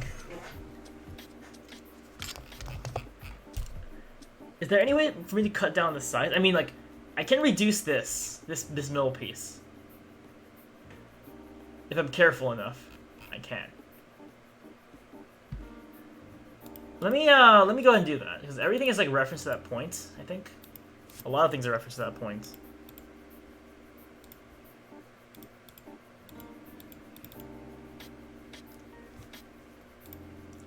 So if I give myself like absolutely no room, and let's say I just half this by like 25, so I have like all that stuff to connect in that tight space. What would it be serious if you do 4 packets? You know what? Calculate for me. Yeah, okay, everything's parameterized correctly. I think like doing this would make it a little bit harder for me to connect everything because all the wiring will have to be here. Basically, I'm sticking the wire directly inside this cylinder and hoping for the best. Like, I mean, the original one without this protection here. I guess if I make the protection smaller, let's see, I make the protection smaller here, and I make the protection like a centimeter of protection, maybe 15.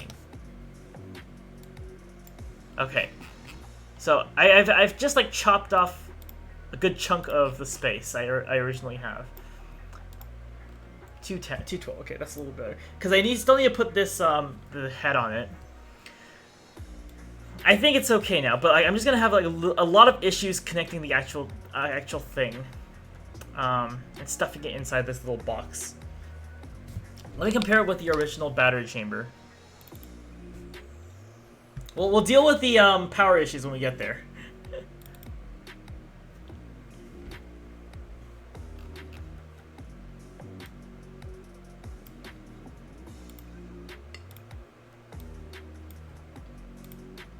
This is around 200 millimeters too.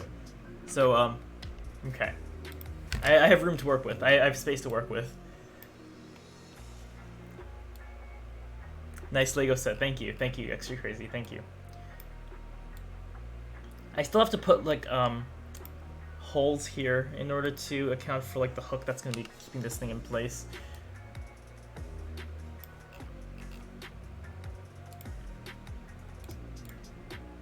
I like this new feature that Fusion has in order to center this thing.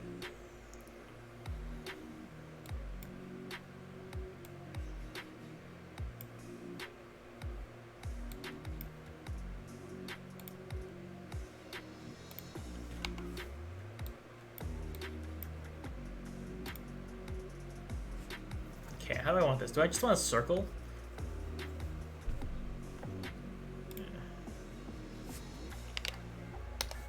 Sure.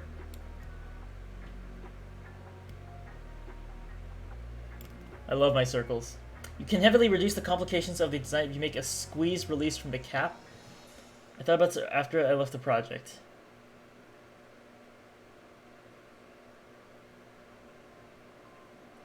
Sorry, a what?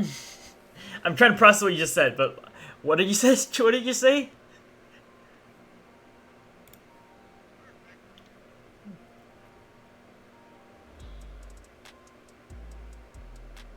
Voice chat right quick. Yeah.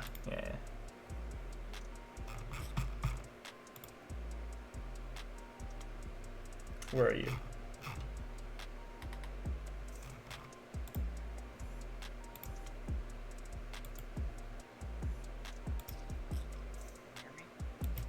You're very low. Hold on. Speak? Hello? Yes, Hello? yes. Much better. Alright, so I was thinking about this. The reason why the original receiver, not the holder for the battery, but the receiver, was so bulky on the last design is because of those rocker switches, right? Right. But if you could make some sort of essentially switch that comes from the top of the battery carriage, the battery holder itself, that when you grab it using the robotic arm, it closes in two switches, which releases the carriage this time, you would actually significantly reduce the hardware and reduce the weight of the receiver. It would slightly increase the weight of the battery carriage, but you would actually have a total reduction on the amount that you have to carry, if that makes sense. No, that doesn't make sense. Explain it again. Alright, so go to the original design.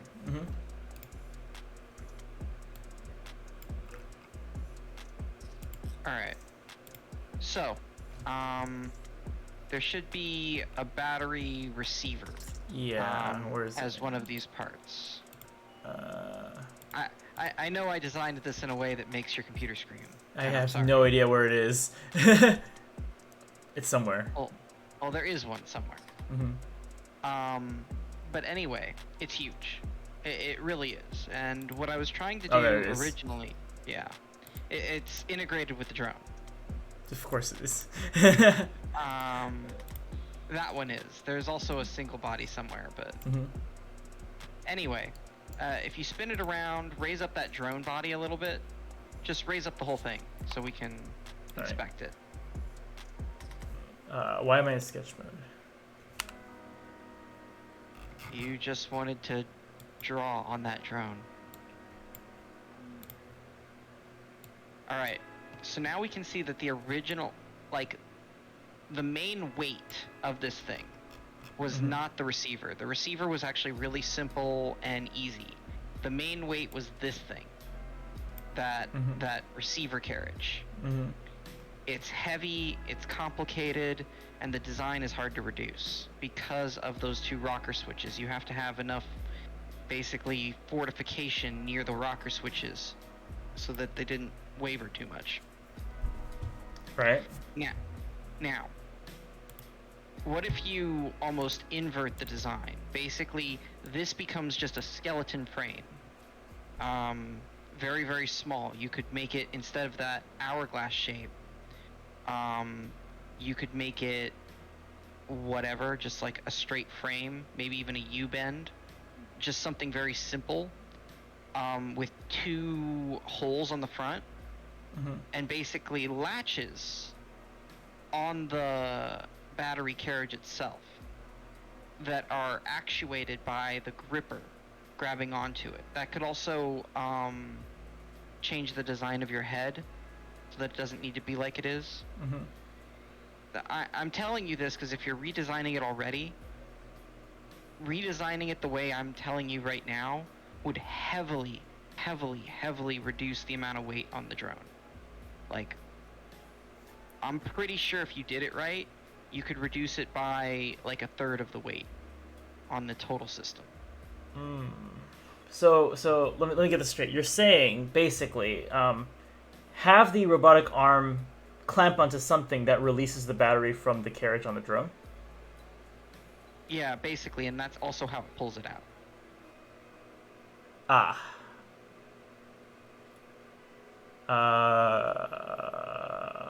Yeah. If you don't want to, that's fine. No, I'm just thinking of how to do it right now. Because I think I was originally gonna just redesign like the way it clamps on as well. Because I didn't like those rocker switches. Those were like a little bit The rocker switches were just because it worked. Right. We could actually make this and it worked, and we showed that. Right. Now we're improving upon the design because we made something that worked. But I think the simplest design is to not have the rocker switches at all, but instead have little switches on the carriage that we don't have to rely on the clamping system for. We basically rely on when the arm grabs it. And that way also when the arm releases, that's way it already locks in. We don't have to let the drone go and then release the clamps and pray that it locks in the battery. Right. So hold on, quick, wild suggestion here. This is like a battery, right? It's a power source, right? Like, what if we use the robotic arm to press some button or switch or something, and have some power from the battery like actuate the switches? So you would want to put an actuator on the battery carriage itself. Yeah. How viable do you think? Because I was just thinking, it's like this space in between the where the battery connects with the whatever this thing is, there's gonna be like a PCB there to regulate some sort of something, and if we just like add like an external thing to where the battery itself powers like the connection mechanism, then you can have your arm clamping thing. Plus, it would. Oh my god. Pause, someone. Oh my goodness. I just got a $50 donation from Positron. Oh my goodness. So, Thank you. Actually, do you remember my design for a little solenoid? For the for the soccer robot? bot? Yeah. The taunt switch. We could put an even smaller solenoid, because all it has to do is put a metal bar in the way, right? Yeah. In order to lock it in. We could put one tiny solenoid in it that basically locks it in place, and then the robotic arm could press a button. You could put a button inside of the little head, that little end cap, and basically when it clamps on, it also presses the little button, which pulls in the solenoid. That way it's, locked out. And anytime you release the button, the solenoid pops back out. I like that. Solenoid. Also, yeah. I actually really like that. I'm just worried there might not be enough space to do so. I have to extend this like smaller part here. I mean, yeah. I'm trying to think, because you're gonna have to figure out a way to balance this. Because right now, all of your weight is gonna be at one end, because that's where the battery is. Right. The plastic and circuitry at the other end is gonna be relatively light.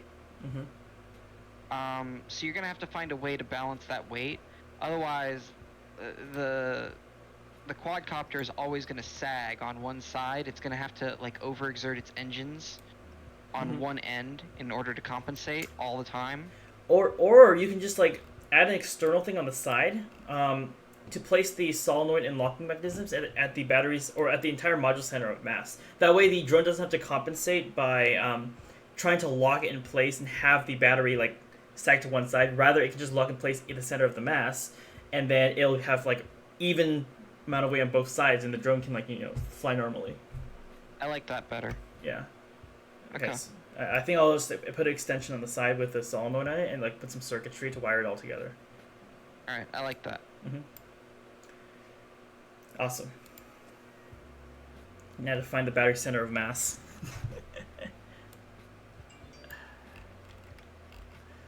Okay, sorry, but I'll use I need to like probably. This is probably fine. I'll put a hole here just so I can get the wires in and out. I'll put a small PCB here, maybe with a voltage regulator, just so not destroy the solenoids. Put a maybe.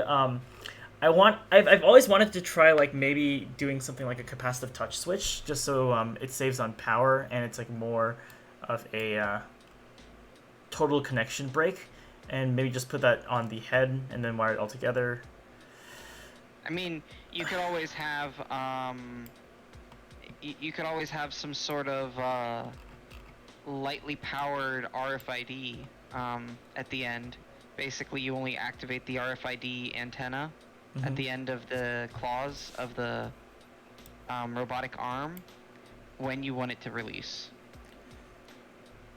But capacitive touch switch would also be pretty neat. Yeah. RFID would also be neat. Maybe like a magnetic thing. Yeah. So the reason why balancing matters is because let's say that if he just moves the battery holder to a different center, right? So say it sticks out the back in order to get the correct center of mass. What's going to happen is it's going to actually impact the airflow from the back motors, also affecting how aerodynamic it is. There's a lot of considerations when it comes to something that flies through the air. It's really annoying.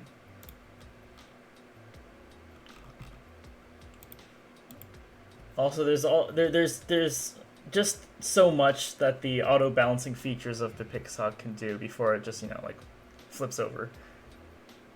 I mean, it'll do its best, and if your motors are strong enough compared to your load, they'll do pretty well. But every ounce of weight you get closer to your critical point of mass, which is like a little over half the weight of the carrying capacity of the motors, things get iffy.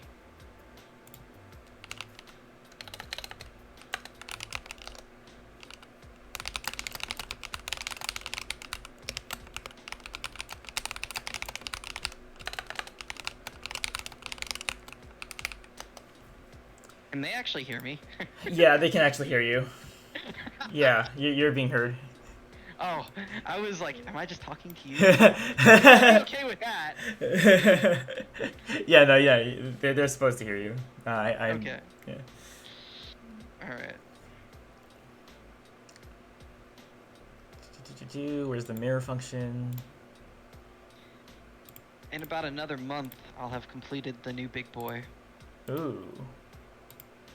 So we could potentially even hook up like a DSLR onto the damn thing and have it fly around. You hear that, Bellum? Ad Sandwich wants to hook up a DSLR to the drone, and I can't even do that for my own setup. I'm still using this like tiny little Logitech. Bellum's been telling me to use a DSLR for camera stuff because it's like looks way better. Well, I have an old DSLR that I could just mount onto the drone, but it's kind of heavy. So I would have to get the new drone up. Brody couldn't do it. Yeah, makes sense.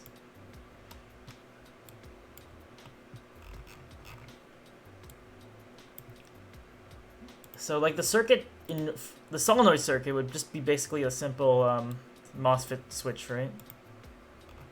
Yeah, well, I would use a relay. Unless it's like a really, really tiny solenoid, and then Yeah. you can do it with a MOSFET. Yeah. It doesn't look like I have that much room to work with actually in terms of the whole PCB thing. The solenoid doesn't have to be that strong. Oh. So we could probably do it with just a MOSFET. Right. Just remember, no big solenoid, no like 1-inch punch. Yeah. No. Hyper death box solenoid. Yes, no like punching things clear across the room solenoid. Not yet, at least. I gotta improve my soccer bot for next year. Yes. Let's see. Yeah, like a little 5-volt solenoid or something. Then it's just a matter of like regulating that down to 5 volts from 14. You wouldn't even really need to. On the balance board, if you hook it up, let's see, at the 6-volt level, that should be fine. Oh.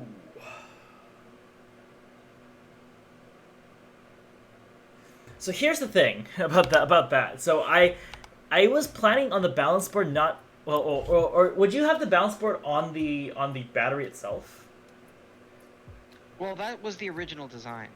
That's why I was making an insert so that you would have a balance board on the battery, and you could just use 2 plugs in order to plug into the charging station.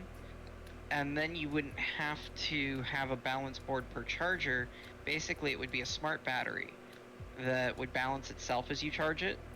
And all you would have to do is measure current flow and voltage in order to get all the statistics you need.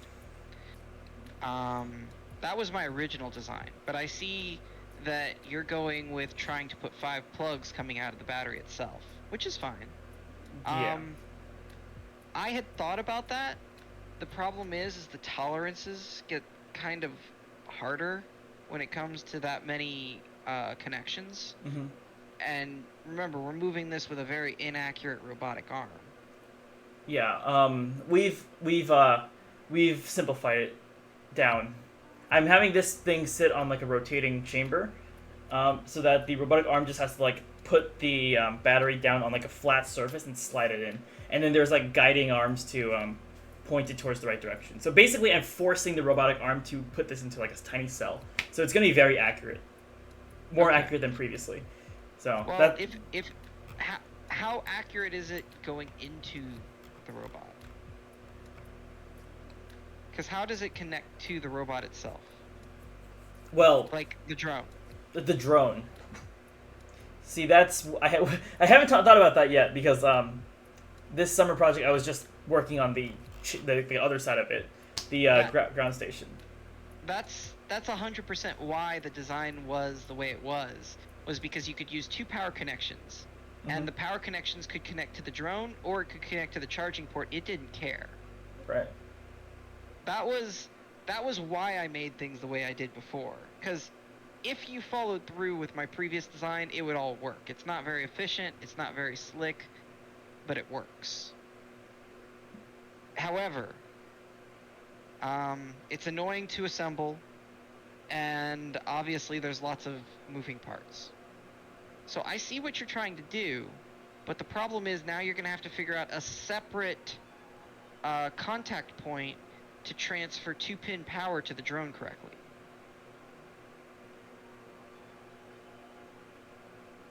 Right. Good morning, Nihasi. Yeah, it wouldn't just work if I just had like something on the drone, like on the other end, where like something sticks into these 2 holes and gets power that way. It would, but you have to make sure that it's going to connect. So is this all a matter of tolerances? It's all a matter of tolerances. That would work, but it's all a matter of tolerances. Yeah. It's 5 degrees of freedom, Bobby. I would at least suggest putting chamfers or fillets on all of those holes. That way it kind of gives you a little bit of tolerance. I was already going to do that, but yeah, okay. Let me just do that right now then. If you see some of my original designs are pretty funny. I had like a bunch of these. I don't know if you can see on the screen. Hold on. So that's the goal pretty much for the ground station. Yeah, I like how we were like 50% to a solution, and you're like, I'm gonna redesign this thing. Yeah. So that was like the back half of it. Here's some more drawings. And some more. Where was the one I was going to show you? This thing. It's like a face. This was like it was going to be like an addition to your module because I couldn't see a way for you to like viably attach something to it because there's like no back half of it. So you're going to have to like wait for the stream delay to see that. Trying to figure out, my mouse just suddenly stopped working and I don't know why. It just doesn't like you. I think I forgot to charge it. Yeah, okay, there it is. I had to plug it in. Yeah, so I have to do all this by the 11th. I like your new design. I'm just questioning why you brought so much more work on you when you're already so busy. We had a manufacturing team. I became the manufacturing team. You became every team. Not every team. What do you think? 1.5? 2 millimeters? Oh yeah, Robotis sent me like an open RB 150 and I blew it up. It's not it's not completely my fault, alright? I can explain. They had this like really cool technology where like you could plug in 12 volts into the Arduino and you could like multiplex it into like, or no, it wouldn't multiplex. There would be a MOSFET on the bottom where it would switch it to the dynamic ports to give the motors power from 12 volts, right? And then that didn't work, apparently, because I plugged in 12 volts, the dynamic port didn't light up. I started poking around my multimeter. It said the TTL pins had 1.5 volts instead of like 12 volts, which was a very clear indicator that the dynamic ports weren't getting voltage. And then, so I was poking around, so I looked on the back of the board, and there were these two metal contacts, and I can show you this. So like the first indicator was that the MOSFET didn't work, so like the board didn't work. On the back of this board, there are two metal contacts, and I'm not actually sure what these are, and neither was the Robotis customer support person I talked to. I don't know what these two things are, but like the moment I touched them with my multimeter, the whole thing just like popped. That's probably a power jumper. Yeah, I thought it was some kind of like measurement tool to like find out if your board was having voltage or not, and it just didn't like it. No, it's not going to be a measurement tool. A lot of boards have jumpers that you can solder on the bottom like that. Mm-hmm. And generally, if they're large, they're power jumpers. Yeah, they were large. This is the open RB 150. Apparently, it's supposed to power dynamics motors. They're gonna send me another one, but like I have to write like a really lengthy report on how I broke it and why they need to fix it now. So. All right. Well, like if you actually want me to look at the board before you explode another one, I can. Yeah. I think that'd be probably a good idea, because I think the guy I talked to said that like that problem does exist, but like the way you solve it is literally just by waiting like a full minute. And I was like, why? Like, he said, oh, just make sure you plug in the 12 volts, wait like a minute for it to like, activate, and then it'll work. Is there a large capacitor or inductor on it? No. So I don't know why that's happening. That's really weird.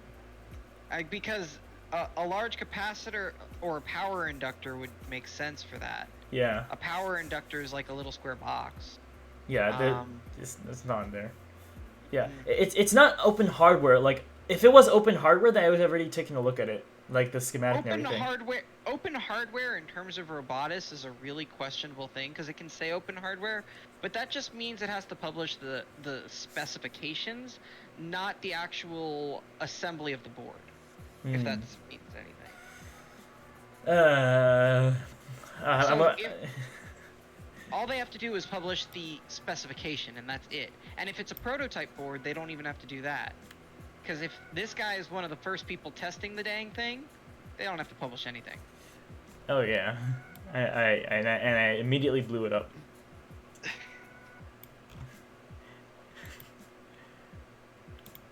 They were like actually kind of happy that I broke it though, which was interesting. I broke it. I broke it the morning of the meeting. They were happy you broke it because it means you're using it. You're trying to do something with it, and then they can refine the design to make sure it's idiot-proof. Good term, I like it. Okay, I think for this one, to give myself a little bit more room, I'm gonna like just push this a little bit back. So maybe instead of extruding this piece 10 millimeters, I'll extrude it 8 millimeters. What's the board called? It's literally called the Open RB-150 by Robotis. It's idiot-proof, but not lock-proof. I'll find a way. It's because most idiots don't take like a soldering iron and pins to things. I didn't take a soldering iron, I took a multimeter. I measured it. Sure. You measured it with electricity.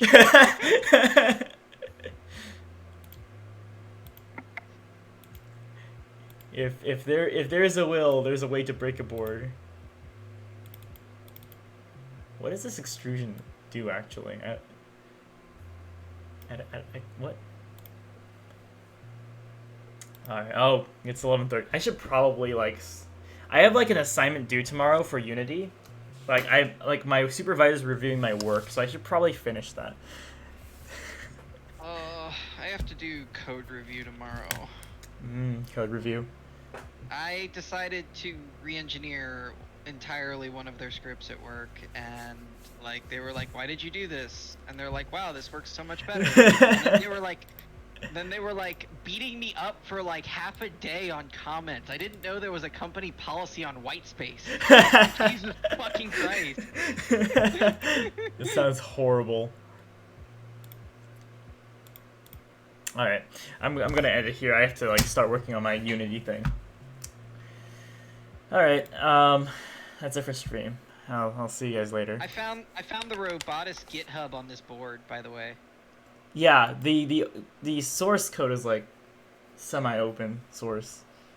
Yeah. Like I was able to upload code to it. I was able, like, all the Arduino like pins and the regular functions, like the GPIO pins, work. Kanarsa, wouldn't you like to guess? Like all the regular Arduino functions work. It's just like when it came to the Dynamixel ports, it just didn't. So tragic. Okay, I'm gonna end stream here. Thank you guys so much for watching. Have a great night. Alright, have a good one. Yep, see ya. That sandwich. Goodbye! I forgot I'm not listening to your stream.